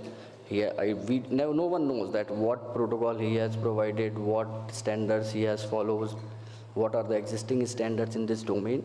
So this is what we are working on this from last some couple of years after studying the smart city things. Okay, next slide, please. So this is which I want to push today, and we already had discussion with Commissioner sir also in this regard, that 1M2M. 1M2M is a global consortium. Like we know, people might be knowing 3GPP because it's a well-known term. So as 3GPP, 1M2M is a similar consortium. It is from the 8 SDOs, Standard Development Organization of different countries. So it is from people are from Japan, ITSI, Korea. From India, TSDSI is a member of this. That TSDSI is a part of Department of Telecommunication. So what 1M2Ms provide us, like the left side which you could see, obviously your left. So we have a vertical flow of information. That is, we have certain set of sensors, certain set of solution is there. Support smart irrigation is there. So information flow is through that sensors only. For another application, we have a different flow of information. But what 1M2M do, it enters a common service layer between the network and application layer, and it segregates the data into a single format, which makes it ubiquitously available to all the applications which are existing. So we, as is shown in the diagram, that we have 3 kind of applications, and we have a common service layer. Then from this common service layer, we can have data to any of the applications. So there is a horizontal flow of information. Okay, next slide, please. So in a simple terms, a service layer between a network layer and the application layer, it provides these functionalities. Next slide, please. So apart from the data management, it has other features also which can be used as and when required, and depending upon the solution. If a solution required that a user should register, that also has a capacity to register, discovery, security, group management, and n number of features. And with releases, these are continuously being developed. So just to inform, TC is a nodal agency to adopt standards. We have adopted release 2 and release 3 of 1M2M as a national standards for India. Release 4 is being transposed by TSDSI, and for the India specific needs, once that standard gets transposed, DOT will be adapting that. Okay, next slide. So focusing on these 2 technologies, since this project, we already had a discussion about this project. So we have a cellular low power protocol and non-cellular low power protocol. For the cellular part, we have NB-IoT, that is narrow band Internet of Things. This is the technologies which works in the cellular domain. Cellular domain, like we have a guard band, We have 180 kilohertz gigahertz. Like we have a telecom bands also. I don't know. I'm not getting into too much technical things.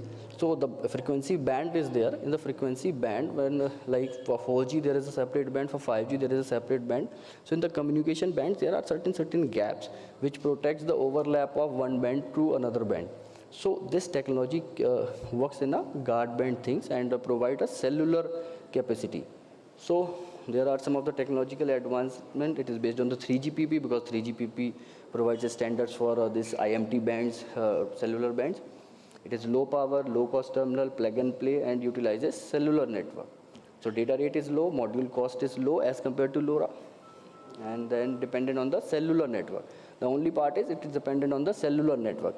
Since we are planning for the rural areas, that may not be very much suitable for some of the rural areas, but all the agricultural land is not in the rural area. Some are also in the semi-urban area, like we have agricultural lands in Haryana and other semi-urban areas. So that can be a good option for that.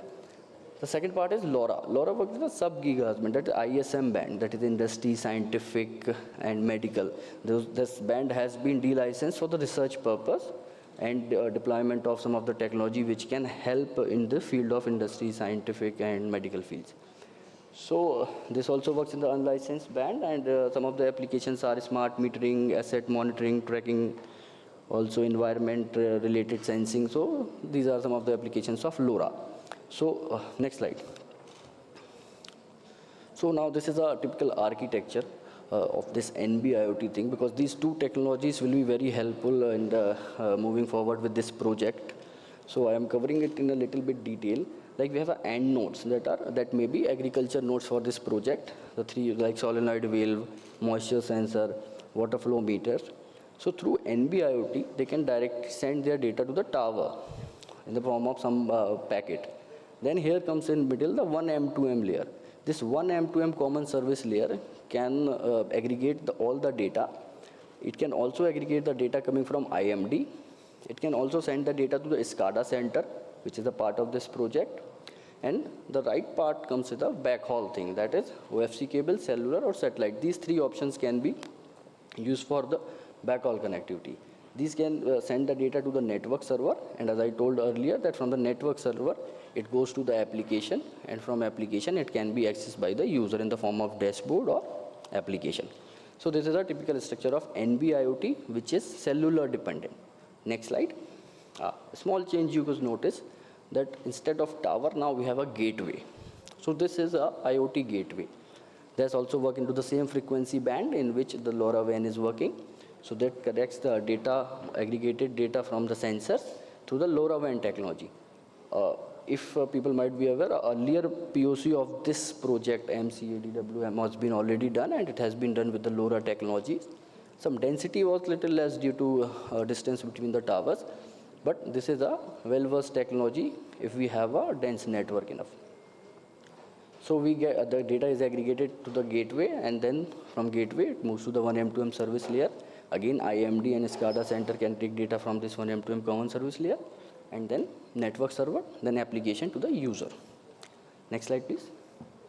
So now we are coming to the backhaul part, from where we will be transferring data to the network server. So here also we have a multiple option available. So there is a project, DOT project, BharatNet. I hope so many people might be aware of this BharatNet thing.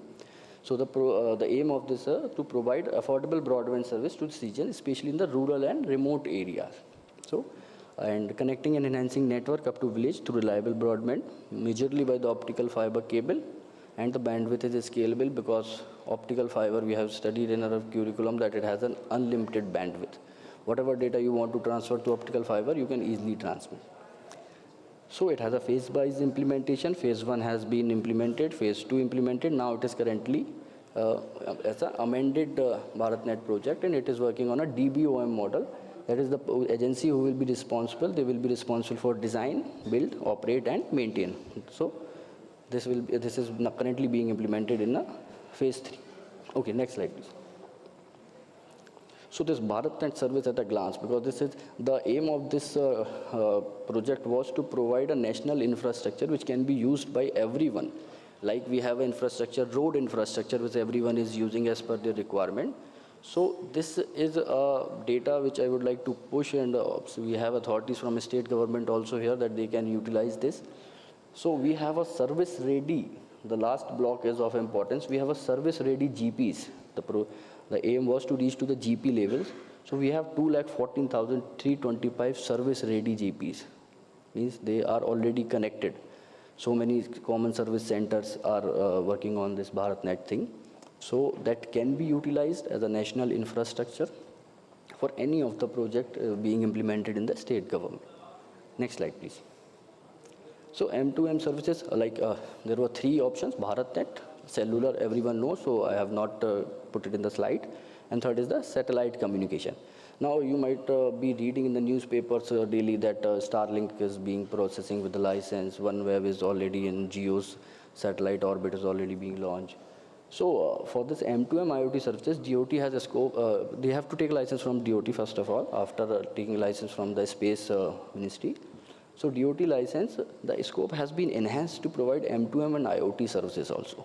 This is being made to enable like logistic, agriculture, and railways and other services also from the satellite constellations. So VSAT terminal. VSAT is a very small aperture terminal. If you have moved to some of the northeastern regions where laying a cable and installing a tower is very difficult, they communicate through a satellite mode. A VSAT, a satellite is placed and that communicate to the station over the orbit and then back to the network layer.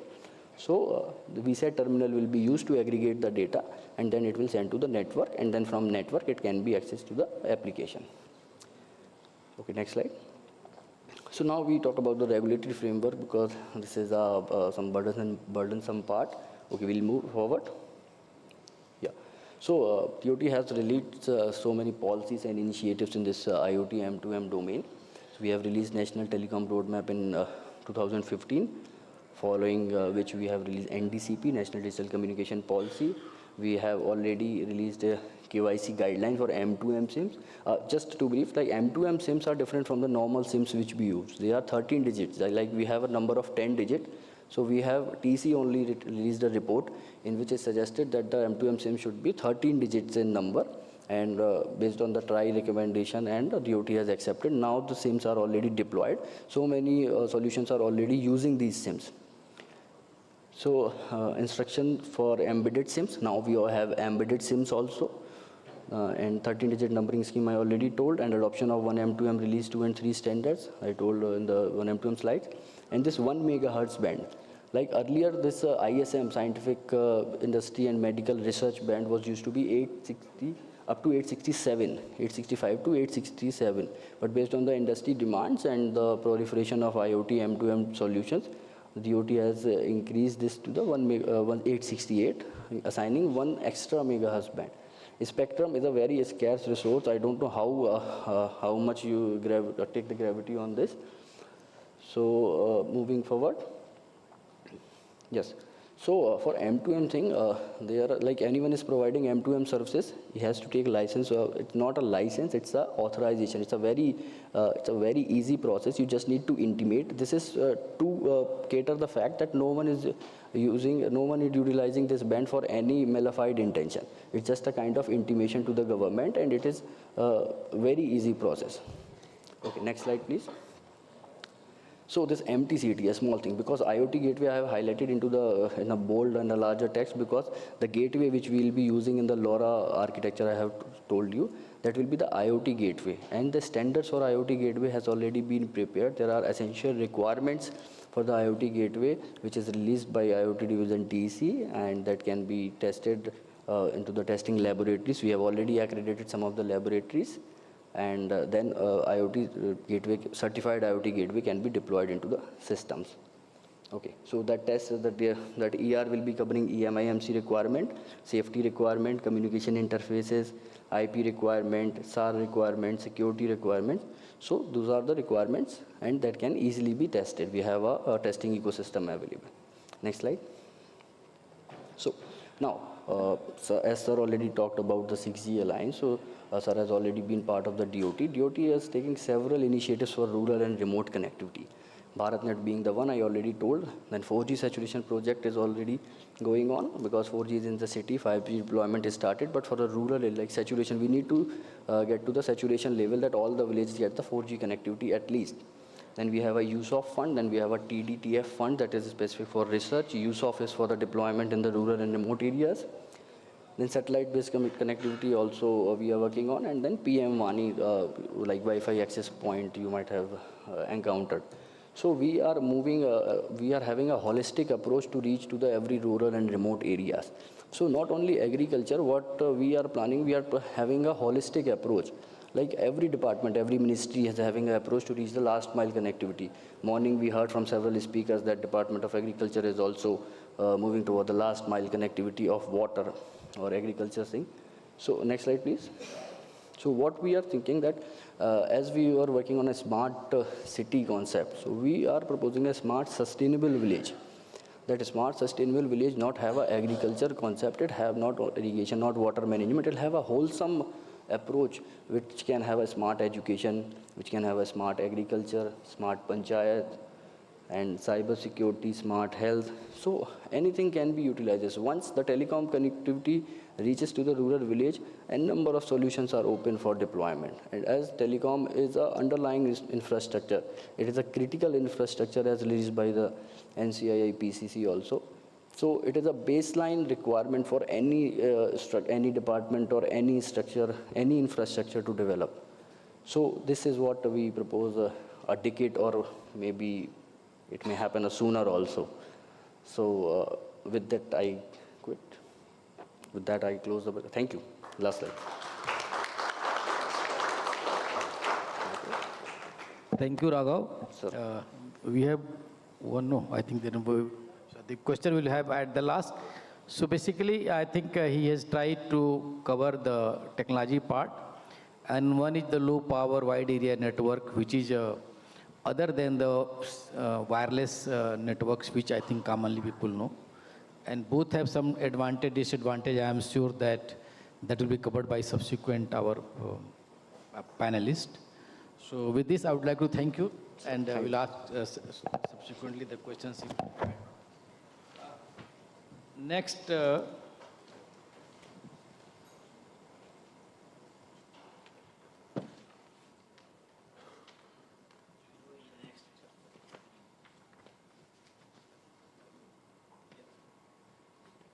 So I would now like to invite Mr. Sukant Jain, scientist at the National Institute of Hydrology, Roorkee, a hydrologist and geospatial analyst with over a decade of experience. Mr. Jain specializes in hydrological modeling, remote sensing, and GIS. An alumnus of IIRS ISRO, he has contributed externally to research and applications in water resource management with over 15 publications to his credit. I look forward to his insights on geospatial technologies in hydrology. Over to Mr. Sukant. Thank you, sir. सबको सबसे पहले सादर प्रणाम, नमस्कार. A very good evening to all of you. And first of all, I would like to thank Ministry of Jal Shakti and Shri Anush Kanwal sir for organizing this wonderful event, which is not only for technocrats but also for the farmers and for the stakeholders. And in the same context, we will try to tell what NIH, that is National Institute of Hydrology, it's an organization working in the R&D sector of water resources, working directly under the Ministry of Jal Shakti. And we are working in the different sectors of water resources like glacier monitoring, irrigation management, etc. So today we are going to discuss a little bit about the India Irrigation Management System, IIMS. This is a very ambitious program of Ministry of Jal Shakti, and Ministry has entrusted NIH as a technical partner of this particular whole program. So I would like to begin. Can we have a next slide, please? So first of all, the question arises why we required an irrigation management system. We all know that India is a very what we can say, uses about 80% of fresh water for agriculture purpose, and still our efficiency rise only between from 35 to 50%. And if we try to increase this efficiency, we would be able to reduce our losses in water as well as food security. And we have learned about the various technology, machine learning and AI algorithms and satellites communication. And what if we try to leverage these kind of updated technology not only for just communication, not only for just transportation, but it can be utilized in order to increase the efficiencies of our hydrological or irrigation system. And these higher efficiencies will be able, and it can help us in achieving the prominent goal of our Honorable Prime Minister, that is more crop per drop. Next slide. So currently, this whole program, that is India Irrigation Management System, focuses on two factors. First is the ET-based Irrigation Performance Assessment Tool. It is a tool developed by World Bank and CWC, and it is maintained by NIH. It utilizes the remote sensing-based evapotranspiration matrices in order to assess the performance of irrigation schemes in entire India. Currently, the version 1 of this particular tool has been launched in the second All India State Water Minister Conference in February 2025, and it has been utilized by many of the states currently in the country. The second focus under the Indian Irrigation Management System, it is on irrigation-based decision support system. This particular decision support system will help to optimize the irrigation through the data-driven automated scheduling by integrating latest technology related to remote sensing, crop data management, hydrological modeling, etc. Next slide, please.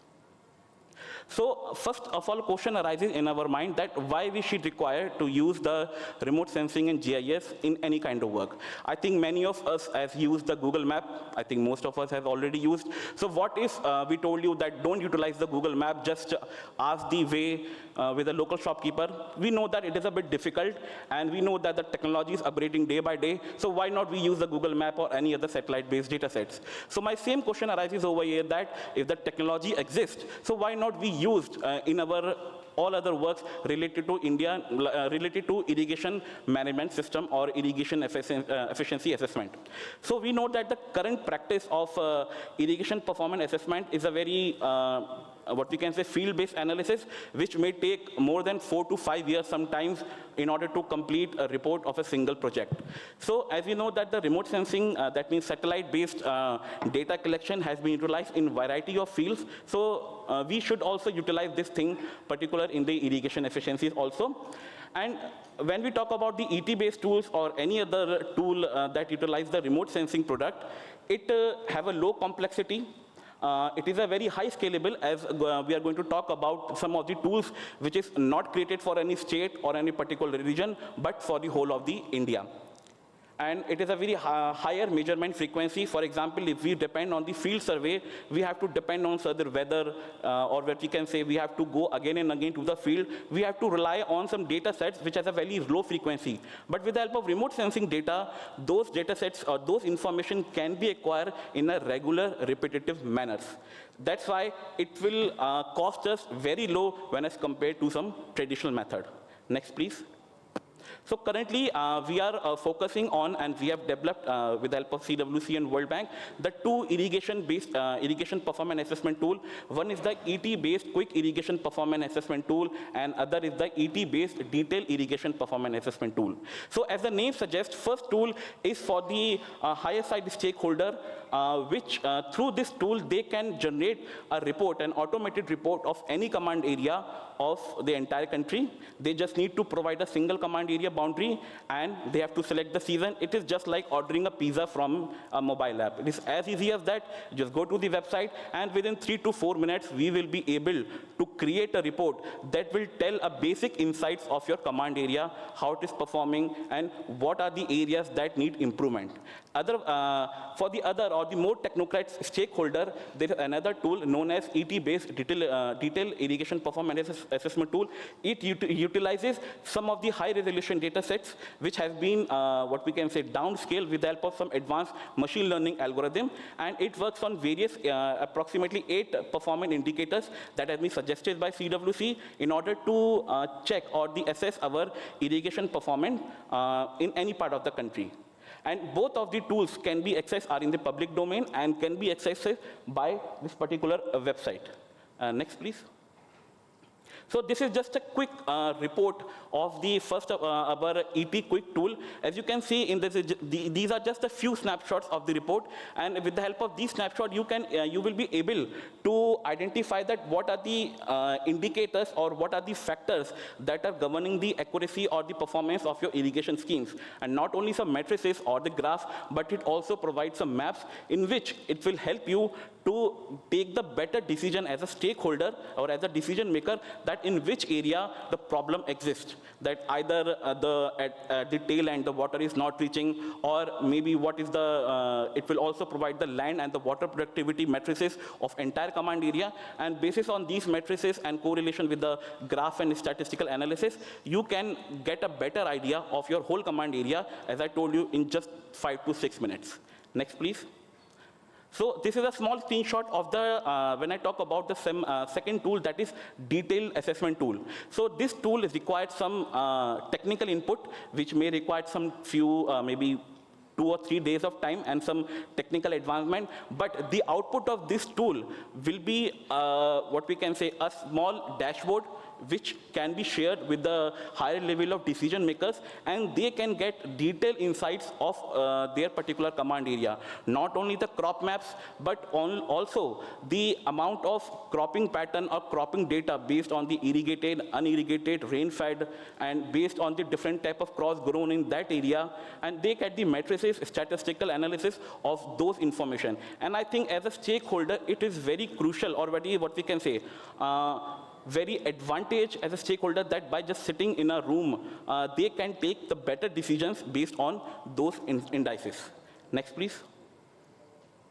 So as in the previous session, we have talked about the collaboration, the training. So currently, this particular ET tools have been trained to more than 150 stakeholders from the central and state agencies, and the detailed assessment tool, which requires some more technical input, has been utilized by all of these states that have been marked in the green, and I hopefully that all the other states are also going to utilize those tools. And few of these states have asked us, the CWC and NIH, to give the proper training separately for that particular state.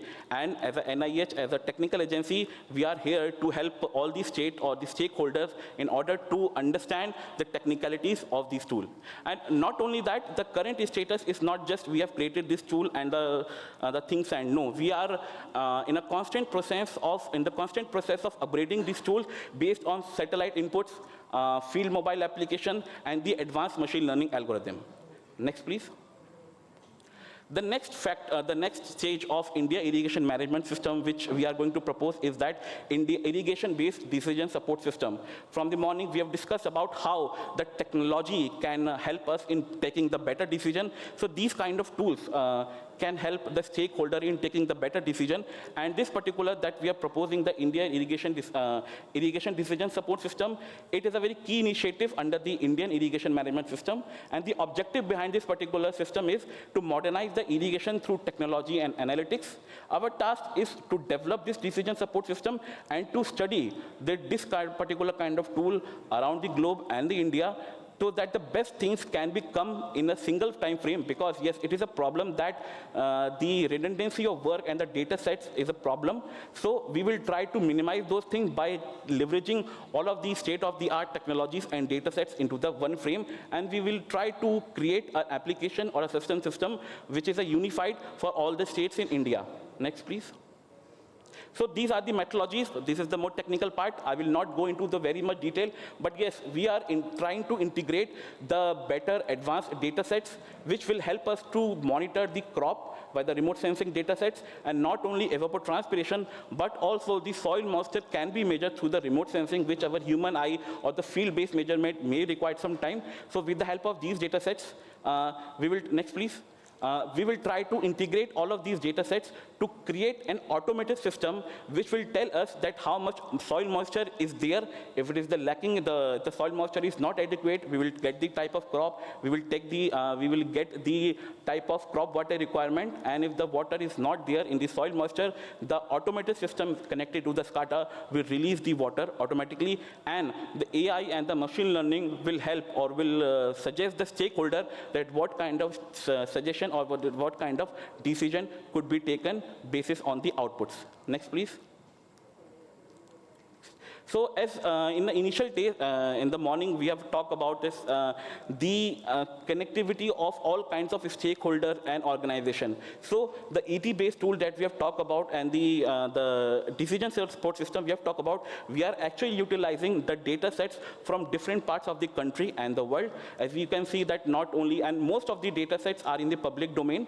Like for example, the meteorological data we have gathered from the IMD. There are varieties of remote sensing satellite data which are available in the public domain, and we are utilizing that. Next slide.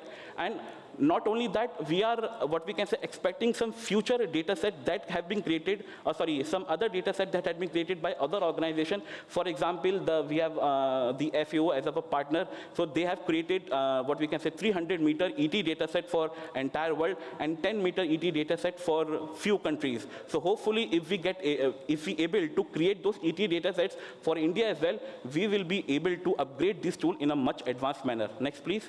And not only about the data set, but next, please. Next slide. But we are also looking to the satellite missions that are going to launch in the next 2 to 3 years. For example, India, ISRO, is going to launch the Trishna mission, which is a thermal band support satellite, which provides some high-resolution ET, and the NASA ISRO NISAR mission, which is a microwave SAR data set, which may provide soil moisture with more than what we can say some centimeter of depth. So in the expected outcome of this whole of this India irrigation management system is that it will provide the precision, intelligence-based irrigation, everything we all automated, and it will certainly save the water and energy, which will have us to crop get the exactly what amount of water they need and when they need. And it also provide the water stress alert for the area. And the major part of is that, the good part is that it can be scaled in any part of the country. Thank you. Thank you, Sukant, for bringing from the field level to the dashboard. I think there is one concept of digital twin itself. When you create something of physical object, a digital, and that will aid you in decision making. So you can just change the parameters and you can see what is happening. But I think that is subsequent for this one. So thank you. And we have the next speaker, because I think we are discussing about how this drop to data and what are the various cyber security challenges. So I have the pleasure of inviting Dr. Rakshit Tandon, a national renowned cyber security evangelist and risk advisory expert with over 2 decades of experience in cyber forensic, investigation and cyber hygiene advocacy. Dr. Tandon has worked closely with law enforcement agency, judiciary academy and international bodies such as United Nations and the European Commission. From training officers at CBI and National Security Guards to shaping cyber protection programs for children and youth, his work has impacted millions across India and South Asia. We look forward to his expert insights on strengthening cyber resilience and digital safety in today's connected world. So now it's over to Dr. Rakshit. All right, thank you. Thank you so much. Namaste, all of you. I can't hear you. Sorry. Namaste. Namaste. Namaste. Thank you so much. After listening to all the technology and expertise, I come here with a very negative mindset. And my work is identifying cyber threats, working on cybersecurity. You heard my profile. I have 21 years of relevant experience. I have been working with United Nations, European Commission, recently invited by Indo-Russian Cybersecurity Summit, but I couldn't go because they are playing drone. And also, I've been working with all the law enforcement agencies of the country. So I'm a cyber security practitioner. So I'm on the field, I'm facing the threats, and I've been invited to talk on this. So first, grateful to all the organizers for giving me this chance. When I'm talking of the project, we are talking about all the digital infrastructure which is employed and deployed in these management systems. And if you look at, we are talking about IoTs. We just saw AI, ML coming into play, IoTs, SCADAs, telemetry, everything is happening. But when it comes to the digital infrastructure, you see so many parts are connected and interconnected to us. What are the cybersecurity threats on these different levels? How do they impact us? And why cybersecurity should be proactive, not reactive? आग लग जाए उसके बाद fire fighting लगाने का कोई फायदा नहीं है, तो before something blow up. So that is my objective today here, to give you a insight on what are the threats and how can we mitigate those threats. So I'm not negating technology here, I'm saying that you should be prepared. So let's talk about the first network threats. Whenever you deploy a network and whenever you have endpoints and you have clouds and you have devices connected, so the first threat which comes to you is the unauthorized access, weak passwords and poor access. Man in the middle attacks, malware infections. So now malware is becoming a big threat. Recently we have seen in the past a lot of ransomware attacks taking place, and the data was compromised and the hacker was demanding ransom in cryptocurrency and all your data was stolen. Now imagine the impact of the data stolen, collected from the data points, and that data is being weaponized. So today, in whatever threats we are seeing, data is being misused. And when a data breach takes place, so I remember 290,000 data of a water management facility of municipal corporation was breached. So almost 3 lakh customers were at stake. So malware and then DOS. So you have the best of infrastructure, you're running on satellites, you're running on LoRa, you're running on WAN, and suddenly the network stops. Why? Because there is a DDoS attack. Now what is the simple words? There is one small gate and it is allowed to enter 3 people at a time. And I send in 100 people. So the gate will be jammed. Nobody will be able to come in and there will be a stampede kind of a situation. Similarly, it happens on a network. My network bandwidth is to accept amount of data and you are flooding it with the data packets. So what happens? The services are denied and your system stops working. And then physical tampering. When we are talking of implementing such a big network, so we have to take care of the physical damage also. Suppose somebody sabotages the sensors or the wires or the cables, so your whole system goes down. So these are the simple threats on network. IoTs. Because we are talking of IoTs, there was a case in America of a water plant where the IoT sensors were hijacked. You know why? Because the default passwords were not changed. The default passwords were not changed. So just to give you a live example, so if I go on Google and I just search for a company, it's a website called routerpasswords.com. So now this website tells me that if you know which router you have, suppose I am using a router called for a company, this company at Trend. So I can find all the default passwords here. These are the models, these are the username, and these are the passwords. And suppose the person who implemented the IoT has not changed the default password. So then you don't need a hacker.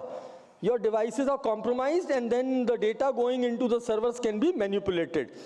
Everybody in the country will talk, in cybersecurity will talk about hardware, software and humanware. Are we talking about firmware? Are we talking about firmware? These are the smart TVs kept here, and this smart TV is loaded with a firmware. Are we updating our firmwares? And that is where the glitch is. So my Government of India started doing a very strong advisory. So suppose you have Android devices, every day you will see a high-level warning issued by Government of India. So Government of India issues an urgent warning for all the Android users. Similarly, recently Government of India, they issued an urgent warning for all Apple users. Now there is a very high myth, iOS devices cannot be hacked. How many of you are sitting with an Apple device here? iPhone. Is your iPhone updated? Which version are we using? 18.1.2 is the old version, 18.4 is the latest, and if I'm not updated, what is the Government of India saying? That I can remotely hack your iOS device and I can leak your data. So now this is when I say the word firmware. And then the last is lack of encryption. So lack of encryption is again one of the challenges in IoT, that the data is going as plain text. And if somebody does a man-in-the-middle attack, I can see all your data. Then telecom, we talking of networks, a SIM can be cloned, a SIM can be spoofed, a SIM can be jammed, and if there is a weak authentication, and these days we are talking of eSIMs. Everybody know what is the eSIM? What is the eSIM? I can't hear you. No, what do we call it? eSIM. No physical SIM, sir, but then what is this word eSIM? Embedded. Electronically embedded. Embedded SIM. And this embedded SIM is a QR code sent to me. Where? On your registered email.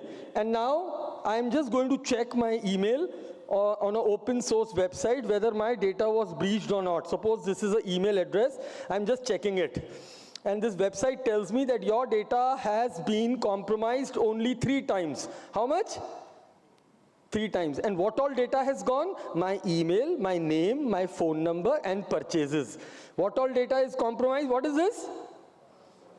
What is this? So if the hacker knows my password, can he see my QR code? Can he scan the QR code on his phone? And if he gets my SIM, what is the biggest authentication we use today for authentication services? What is it? OTP. Where does the OTP come? SIM. And who has the SIM? The hacker. Is my OTP gone? Yes. Authentication failed? Yes. Can SIM cloning or SIM spoofing be done? Yes. And look at these. Data have been breached. Why? Because a company called Canva, they lost their data in 2019. What all was compromised? Email, location, name, and password. How many of you are sitting with an Android phone? Now my villager and my farmer is sitting with an Android phone and he receives an authorized message. And look how the message looks like. The message looks something like this. Download waterm.apk to get regular updates.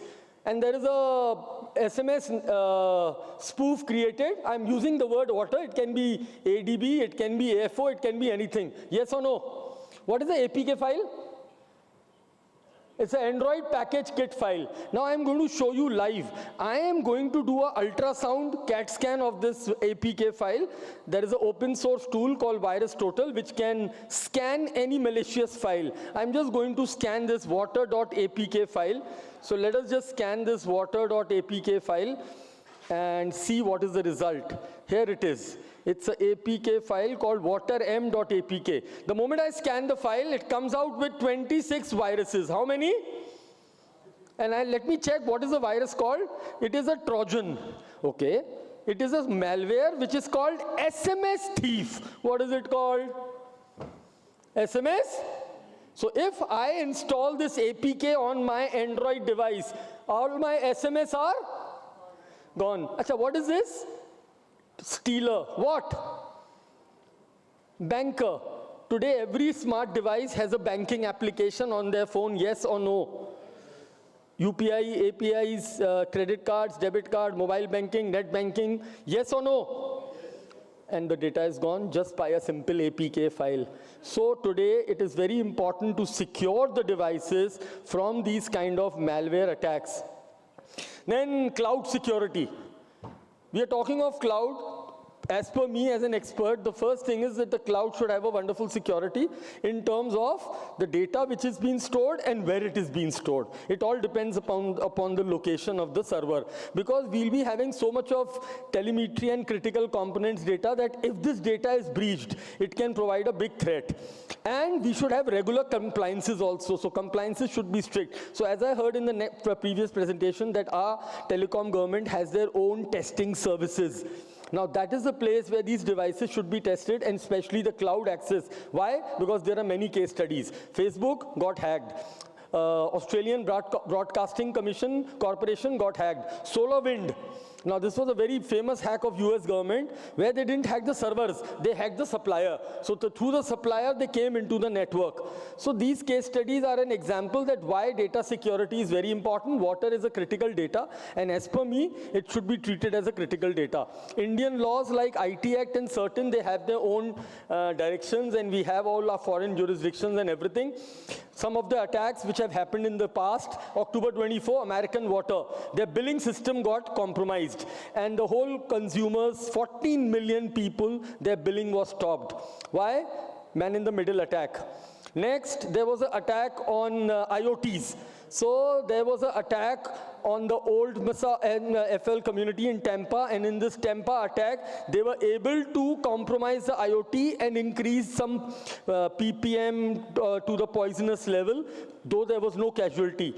There was again another attack with the water treatment plant. There was an attack with the municipal water authority. All these attacks were happening because either the IoTs were compromised, either the passwords were breached, and either the network was not secured.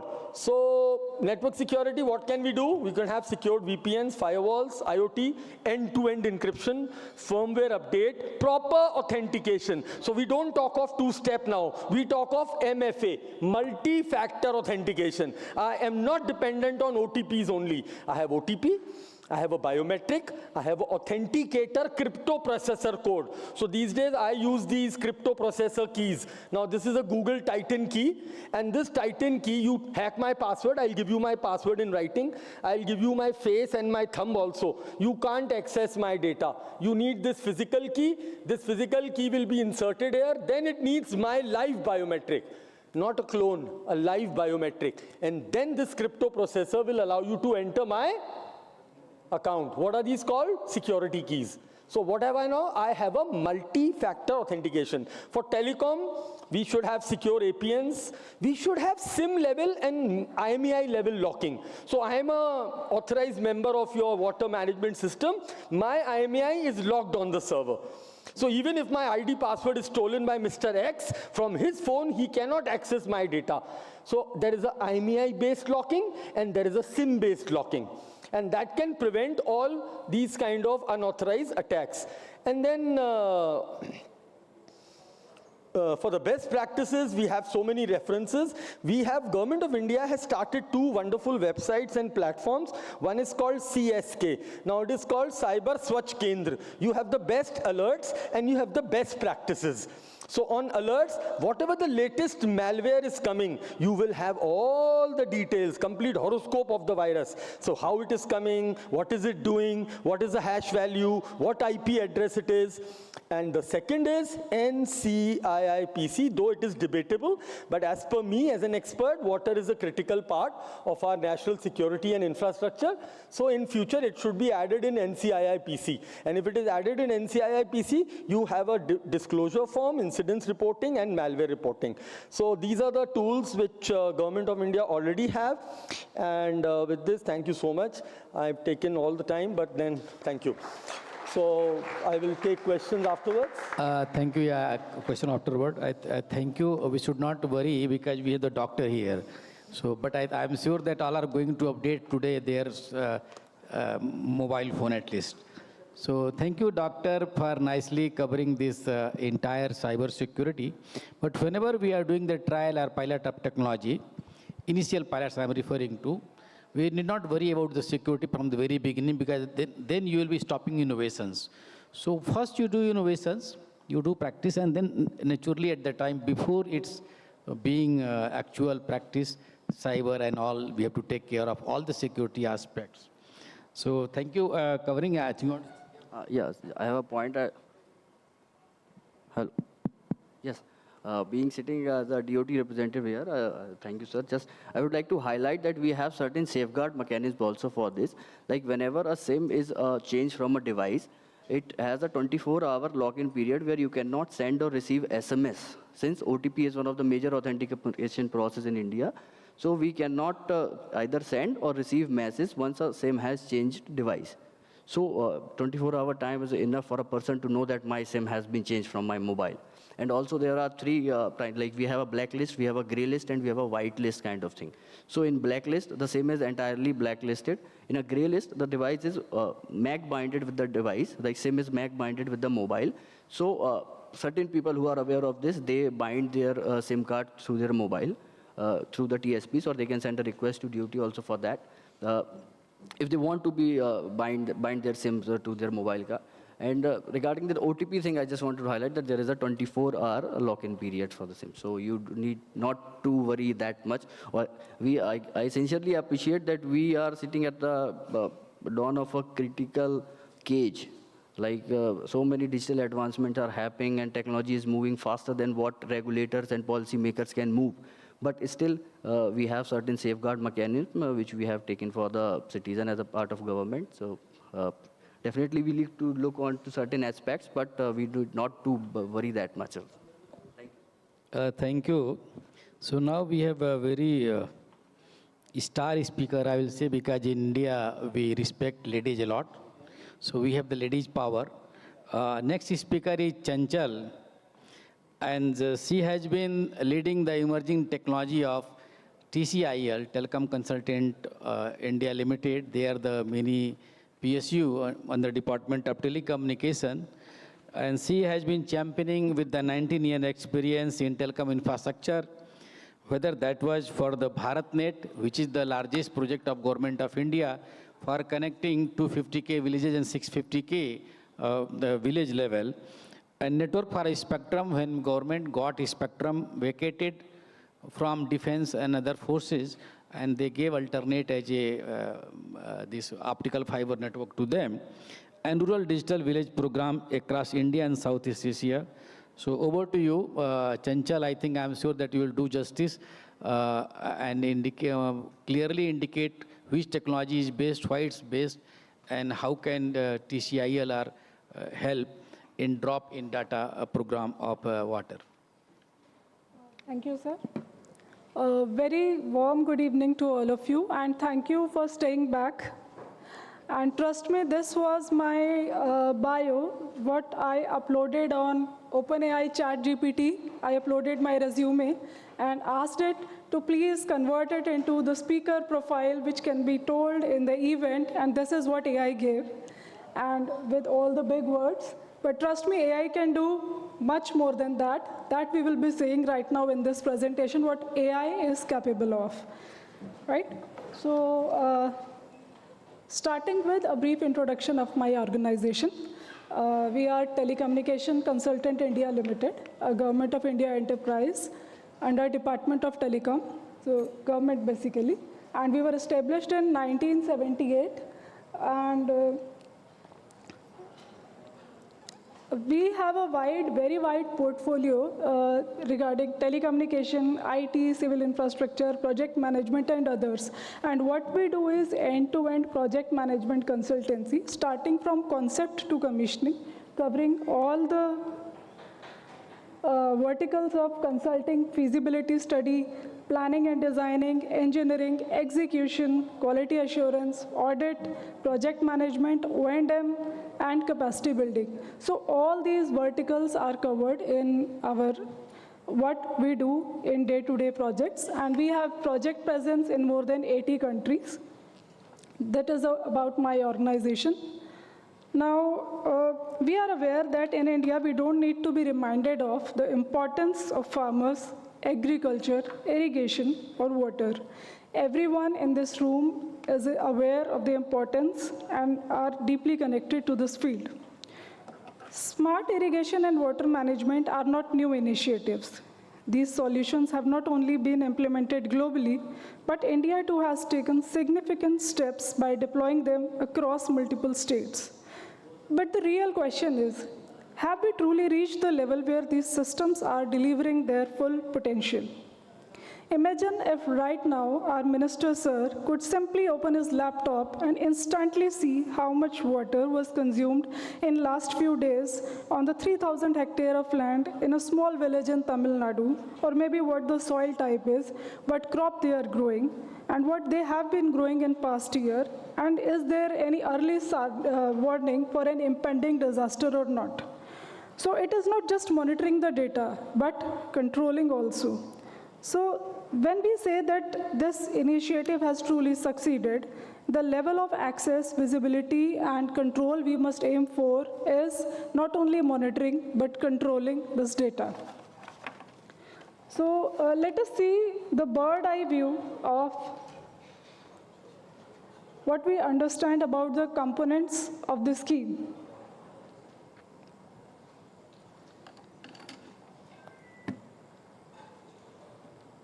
If I can, is it audible? Yeah. So if you see on the right side of the screen, these are three components. The middle one is the water pump, the upper layer is the SCADA, and the lower one is the integrated command and control center that the ministry planned to set up near the pump. This is the rightmost component of the project and the scheme. The next component that we envisage is the pressurized pipeline network, the smart irrigation system, which covers sprinkler and micro irrigation, and the integrated water source. It covers canal as well as ponds and other underground water resources. The third vertical is the AI analytics that shall be running, the cloud infrastructure, and the communication network. And the last one on the left is the IoT sensors to be deployed in the field, the agricultural crops that will be a result of that entire network, and we are ensuring that every drop which is coming from the SCADA end is reaching the grassroots level in the field and is accountable. This is the complete overview of what the network is envisaged under this scheme. And it cannot be achieved without the collaboration between all the stakeholders, may it be state government, may it be center government, farmers, water user societies, project implementation agencies, project management agencies, and the funding organizations. So, isn't the smart irrigation there in India yet? It is there. But what is lacking? It is already proven that smart irrigation can improve many, many things and can double the farmer's income many-fold. It can increase, but it has not evolved yet. What are the gaps that we can find out? What are the things that should be worked on more to make it more evolved?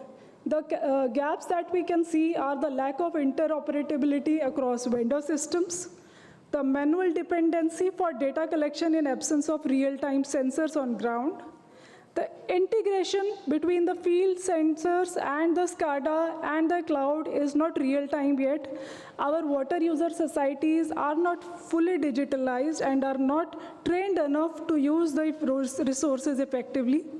And our SCADA and pumping stations are continuously dependent on the online grid system, that is the online power supply, which is a challenge in the remote and rural areas. And the installed infrastructure is lacking the backend to convert raw data which is being picked up from the source end and going to the analytics. And the proprietary SCADA solution has been deployed, which is not vendor agnostic, and the inconsistent logging of execution milestones. So what should we do about them? What are the solutions that we envisage to change these gaps? This is the approach that we suggest to evolve and get more out of this scheme. It is a 5-faceted thing. One is the assess, connect, automate, analyze, and empower. What do you mean by assess? Assessing the network comes when we identify what is the actual gap in infrastructure, what is needed more at the ground level, what infrastructure need to be deployed, what is the existing asset, and the means that by which we can do this are the survey, GIS planning, and designing. The next stage comes connect. When we have assessed that what is the gap and what is the viability of the network and what is need to be deployed and we have planned, then it's the time to execute. And we need to deploy IoT sensors at the left end of the network where we say that the ground level. Then we need to connect through the entire communication network towards the SCADA system and take the entire data to the cloud to be calibrated and analyzed for feeding it for the predictive insights. Then the automating. We right now are very much dependent on the manual input of the data, and we need to make it automated by making the system real time. Then analyzing, as I was saying, that AI does more than that. We will be discussing it in further slides at how AI will be converting this particular data which has been fetched from IoT sensors into the predictive insights. And then empowering. We need to empower our water user societies and farmer producer organizations to effectively utilize this network to its fullest potential.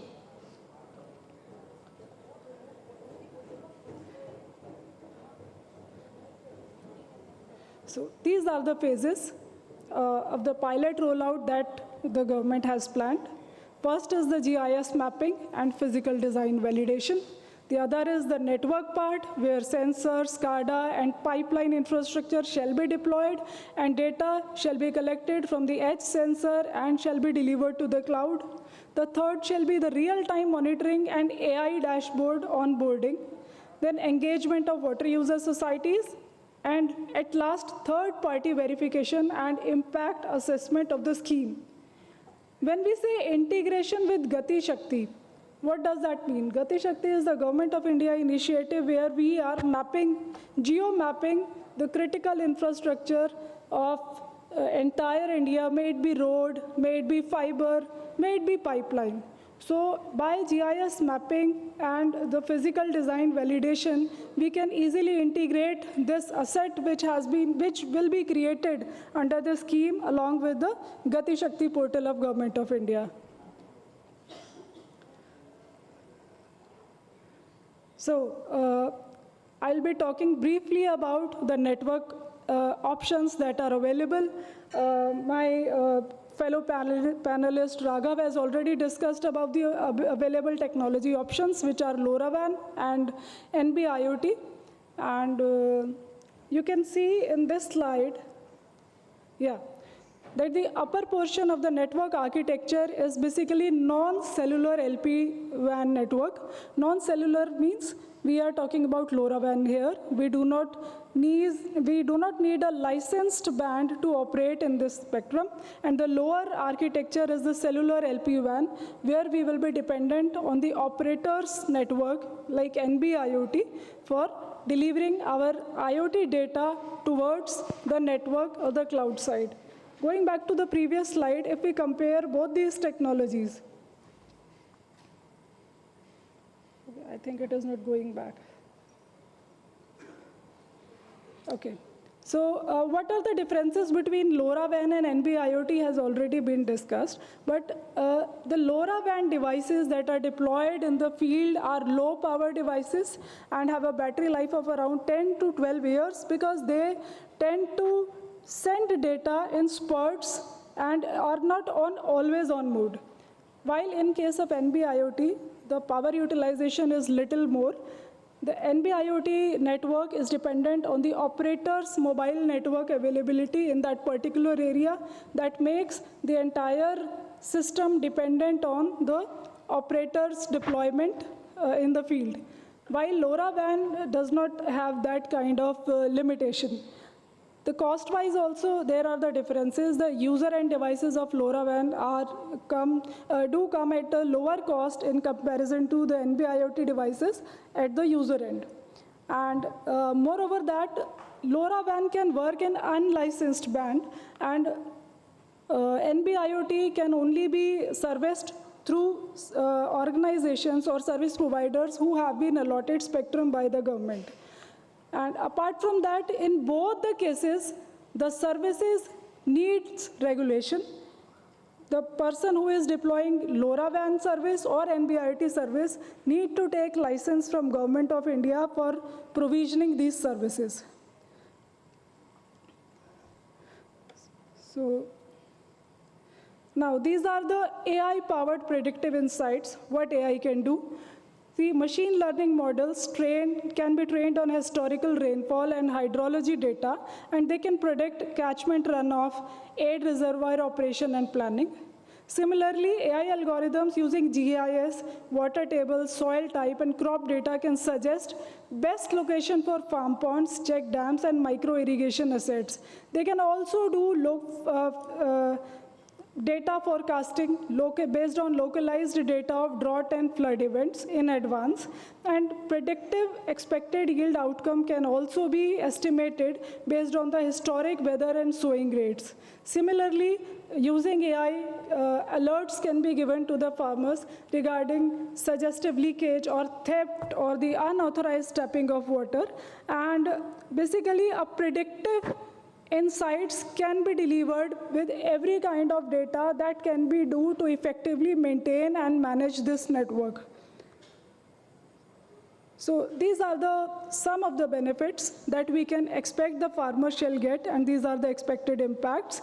Farmers will get assured and equitable and on-time irrigation to every farm.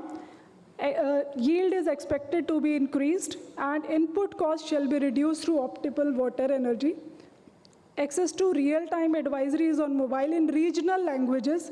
Multilingual app shall be there to facilitate farmers for providing them data in their own language. Crop planning can be done, predictive maintenance can be done, and transparent monitoring can be easily done using these AI ML models. One last thing that I want to tell is that what more we can do with this scheme and how we can integrate this particular scheme with other government initiatives. Like in case of manpower and infra, we have village level entrepreneurs in common service centers, and there are around 5.4 lakh VLEs already there at panchayat level, at ground level. They are the authorized representatives, manpower, hired by Government of India. Their help can be taken in this initiative while doing the manpower planning in this initiative. Also, when we are talking about irrigation as a service, it can be integrated with these VLEs, and the rural telecom connectivity can be collaborated using the USOF fund, which is now known as Bharat Digital Nidhi, for creation of shared infra. Maybe it is telecom tower at the pump end, or it can be the underground trenches which can be used commonly for HDPE duct, which is used for laying OFC, as well as the pressurized pipes. Some calculations need to be done that how these things can be utilized as a common infrastructure to cut down the cost to Government of India. In the energy efficiency front, we can see that we can solarize these pump house and the irrigation command and control center, which shall be established there near the pump house, from where the actual actuators and the pump needs to be maneuvered. And the pipeline, where the pipeline is being laid within the farm area, the soil just above that may not be able to grow as much crop as it could have been, because now the root shall be hindered by the pipeline. So on the top of that pipeline, a solar panel chain can be deployed, which can act as an alternate source of income for farmers by selling the power generated back to the grid. The third is the geo-mapping and forecasting. Regarding Gati Shakti initiative, I have already told that we should map this critical digital infra along with the other initiatives under Gati Shakti, because it is really a critical infrastructure for Government of India, and that too of such a large scale. Second is the Bharat forecast system, which has recently been launched by Government of India, which now provides accuracy up to 6 kilometers, which earlier was around 20-25 kilometers. So now what the size of cluster that is being planned in this particular scheme is around 7 by 7 kilometer. Incidentally, which coincides with the size that the Bharat forecast system has planned for giving accurate forecast. So it can be integrated with our Bharat forecast system. And in the empowerment front, this scheme can be integrated with Drone Didi initiative that has been taken up by our Prime Minister, sir, for women empowerment, which is at the rural area where the women are being trained in operating drones in agricultural fields for spraying of pesticides on a subscription model basis. And these can be integrated with agri zones identified by Government of India, so that common subsidies or common initiatives can be rolled out through these identified clusters. The other is the data utilization part. Since sensors are being deployed at the ground level and we will be having exhaustive data that shall be coming off the ground, this data can be utilized by Ministry of Agriculture for doing their research and predictive planning. The data can be shared with DOT and TRI for assessing the network availability at the ground level and improving it. And it can also be shared with the food organizations to assess the scarcity of food if it is impending, and accordingly sowing better crops to reroute that scarcity that may come. With that, I would like to just take 1 minute or 2 minutes for playing this video, which summarizes my PPT. Real-time oversight. India's vast irrigation network supports millions of farmers, yet managing it remains a major challenge. From the ground up, the PEMS logs every installation. Crews lay pipes while the system updates progress in real time, recording every meter laid. Each pipeline segment is mapped using GIS. Officials view the network's growth interactively, showing active and planned projects in real time. With pipelines in place, the PEMS monitors water delivery. Sensors track flow, ensuring every drop reaches farms efficiently. Farmers are empowered with a mobile app that displays their water schedule and flow rates, fostering connection with the central system. Smart tech drives the irrigation network. IoT sensors and SCADA systems monitor flows and can execute commands remotely, ensuring efficient management. Data from all field devices syncs to a secure cloud platform, creating a unified source of truth for every irrigation project. Decision makers use a real-time dashboard to monitor projects, water flow, and alerts, ensuring informed decisions are made swiftly. The PEMS triggers actions for issues like leaks or delays. Teams are notified instantly to resolve problems efficiently, maintaining accountability. The centralized project monitoring system enhances transparency and efficiency in irrigation management, promising timely water delivery for every farm. With TCIL's technological leadership, this initiative lays the foundation for smarter, transparent, and sustainable irrigation management system across India. In the end, I would like to say that technology can help in balancing drought and flood. And as Secretary Sir had already told earlier, that jiska tol nahi, uska mol nahi. So everything is to be measured, every drop needs to be counted and made accountable for. Thank you. Thank you, Chanchal. I think you have done justice with this program. I think we have covered the perhaps wireless and landline part. Next speaker, I have Professor Vim and Atiti Devbhav, sir. So guest is our like akin to God. So I invite Professor. I think he has specialized in original developer of SEBAL, SEBAL, and ET-Look models, and the ERI-Watch ambassador at Hydrosat. He brings unmatched insight into remote sensing, irrigation scheduling, and water productivity. We are eager to hear you. His perspective leveraging satellite technology for farm-level water. Over to you, Professor. Thank you, Mr. Chairman. Distinguished audience, dear irrigation management colleagues, I'm sorry I'm the last speaker. I will try to be a little bit lively, yeah, I have a message to give to you. First of all, I would like to thank ADB for inviting me to this nice event. And actually, I'm going to speak today about more crop per drop. We heard this already a couple of times. I was very happy with the Secretary's statement this morning about the pillar of measurements. We have to measure things.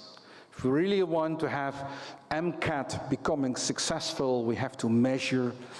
And really, we cannot deploy every field with a sensor. Sensors are, of course, very useful and very interesting, but we can simply not put sensors everywhere. And I have to tell you that certain irrigation countries already stop using sensors in the field because they are so complicated, all kind of calibration issue, interpretation issues, and so on. So I'm a remote sensing man, so I'm going to speak more about how we can use satellites to measure crop per drop. So this first slide is a very general. We really have an issue of water scarcity, and we want to get more production, more food security. Classically, we like to express yield per unit of land, but really if the water is the limitation, we have to express water productivity per unit of water. This is the definition I'm introducing my definition of water productivity. So I'm really going to speak about the kilograms of crop produced per unit of water. That can be unit of water evaporated, which is consumed and not longer available for downstream users, but it can also be the amount of water applied. And I'm going to give you some examples that this is not only a nice scientific development, but it's implemented already in practice. So we have to do water budgeting. We cannot talk about water saving if we are not dealing with, with the water budgeting. I'm trying to get back. It doesn't like, the system doesn't like that. Okay, so really, we have to know not only evapotranspiration, which happens to be one of my specializations. I spoke to some people in the room who use Seaball model in their life. Actually, I'm the original developer of Seaball. So we can calculate crop evapotranspiration, runoff, recharge, but actually also, and it's important, we have estimates of the assessment of the amount of water applied. Okay, without a sensor in the field, something that we have been working on for 10 years, but also we are testing this at the moment in India. We have projects with the Department of Science and Technology, with IIT Roorkee and IISc Bangalore, and we have really found very encouraging results on estimating the amount of water farmers are applying to the field, from the canal or from the tube well. We cannot separate. We don't know it's groundwater or canal water, but we are making progress. So the company I work for is called Hydrosat, and by the way, we have our private sector irrigation satellites.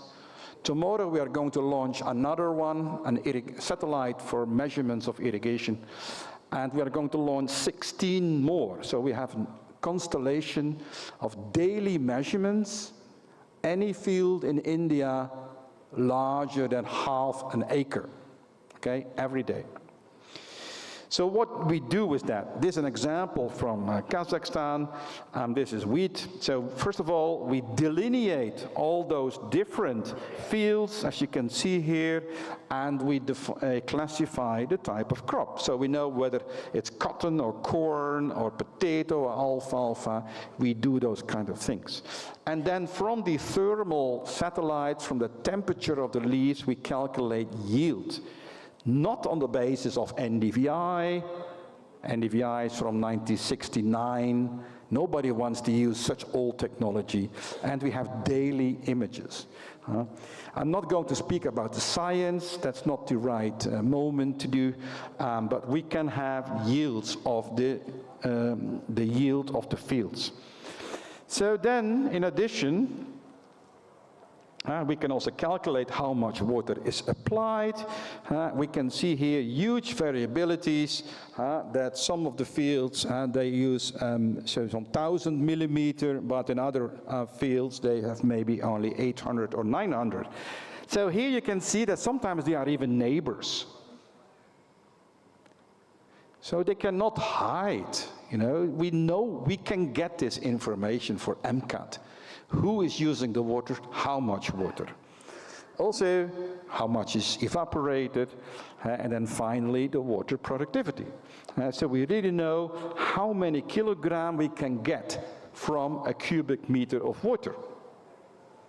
And then, if you have, for instance, a pilot area, can be a district, in Bihar or in Karnataka, then you can do the statistics. And you can see here that some of the farmers are really in the red.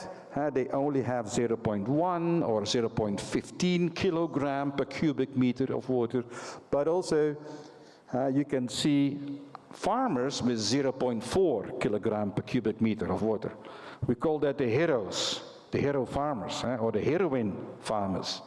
So there are some real people already within water user associations and within FPOs who are excellent.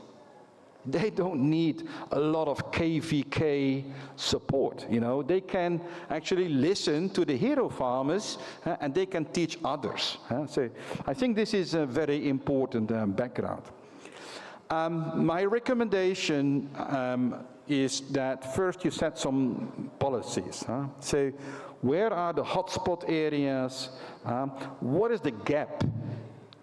Do we have 20% gap or 40% gap? I mean, everybody wants more crop per drop. I have not met anyone in the last 20 years saying more crop per drop is not needed. Everybody wants that.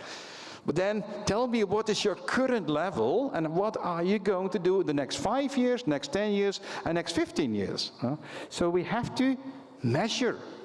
We really have to measure, and we have to find out why, the root causes, why it is good or bad, okay? And then actually we should also think about impact, and this is a demo where I just want to share briefly with you that we can select the type of crop, you can select whether you want to save on water or you want to increase the yield, or you want both. That's the upper slide bar. And then actually you can also, in step 3, you can define the realization. So you can develop a policy, and in the first 5 years you say, okay, 20% realization. But in 20 years, we have 100% realization. And then on the bottom, you can see immediately how much water is saved.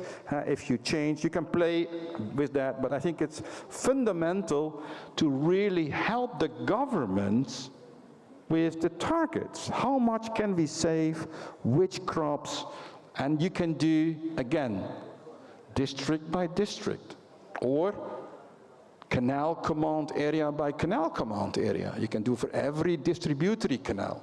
As long as we have the boundaries, we must have the digital boundaries. So this is something fundamental that I think people are still working on, to get the digital boundaries of the command areas. Otherwise, it's very difficult to link in the GIS with the pixels. Then, once we have the target, you have to help the people. And NIH Roorkee already gave some very nice examples to help farmers. We do the same. We have a service called IrriWatch. You can Google this. We have partners in India that are already using this data to help the farmers with the irrigation. So for instance, you get alerts. Let's say you have a water group of 464 hectares, you have 26 fields, but you want to know, is everything okay or not?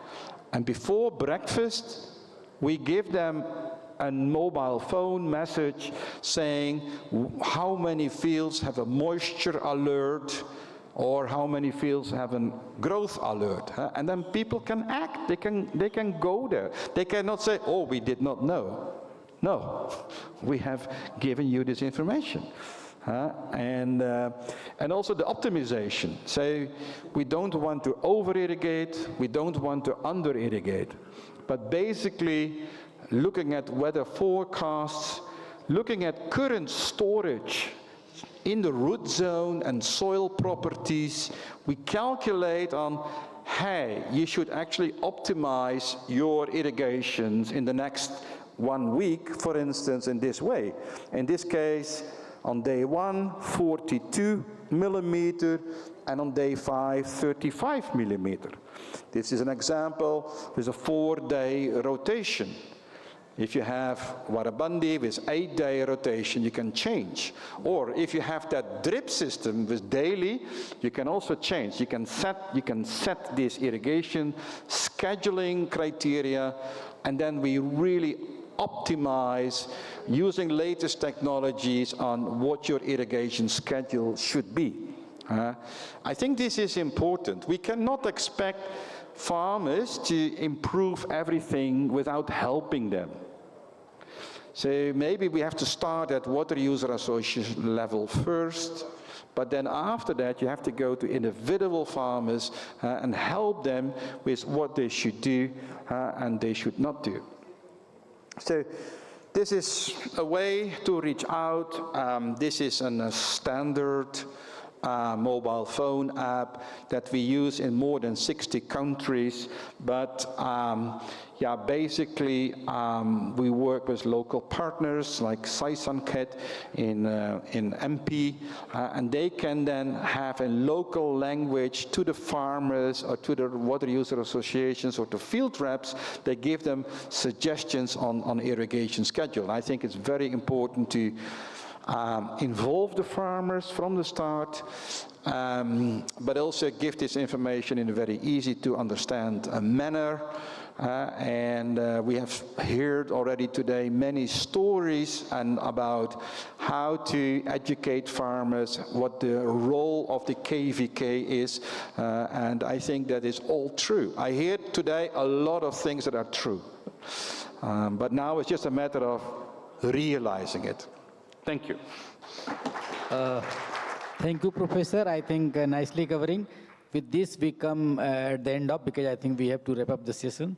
So I would like to thank all the speakers, nicely covering, starting with the technology from Telecom Engineering Center of Department of Telecommunications, to Dr. Sukant taking on the National Institute of Hydrology, and then cyber expert Dr.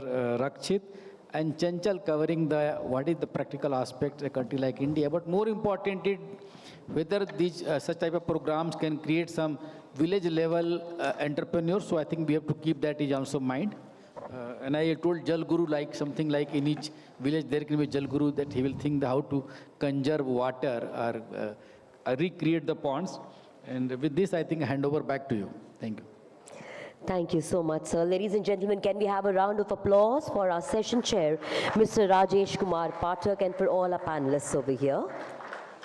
Also, thank you. We were already way overboard on time, gentlemen, ladies and gentlemen, but still we managed to somehow wrap it up on time. So heartfelt thank you for that.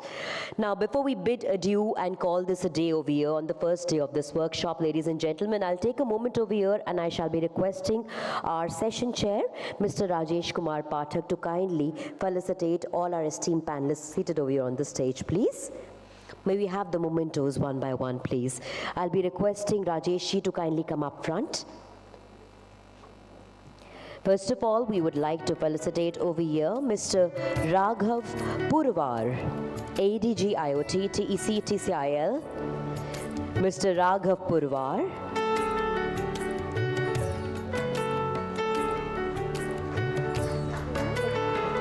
Okay, I believe that is Mr. Dr. Wim Bastiansen who's being felicitated, right? Okay, so this is in no specific order. Fair enough, sir. Please go ahead.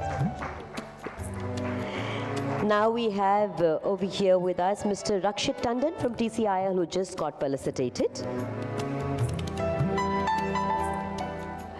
And now Mr. Raghav Purvar, the ADG IoT TEC TCIL, who's being felicitated over here.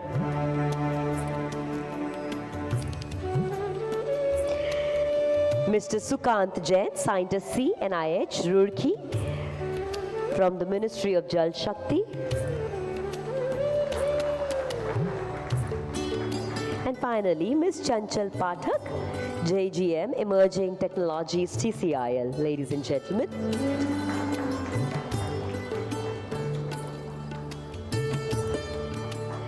Thank you so much, Mr. Rajesh, for having done the honors. May I also request Mr. Anuj Kanwal, Commissioner, CAD WM Wing, Ministry of Jal Shakti, Government of India, to kindly come up and felicitate our chair, Mr. Rajesh Kumar Pathak ji.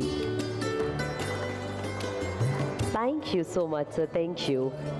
Ladies and gentlemen, may I please request everyone for a group picture together, please.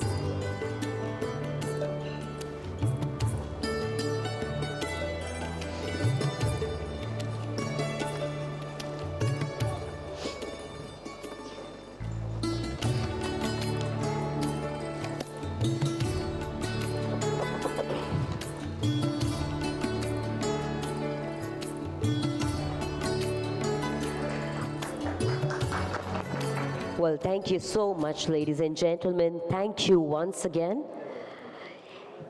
And with this, I believe, ladies and gentlemen, the first day of our workshop officially comes to a closure today. Firstly, thank you for being such a lovely audience. And we shall now bid adieu for the day over here. But I shall be joining you tomorrow morning, 9:30 a.m. for the first session of the day. Everybody, please have a lovely evening ahead. I shall join you in the morning tomorrow once again. Good night and have a lovely evening ahead. Goodbye. Thank you.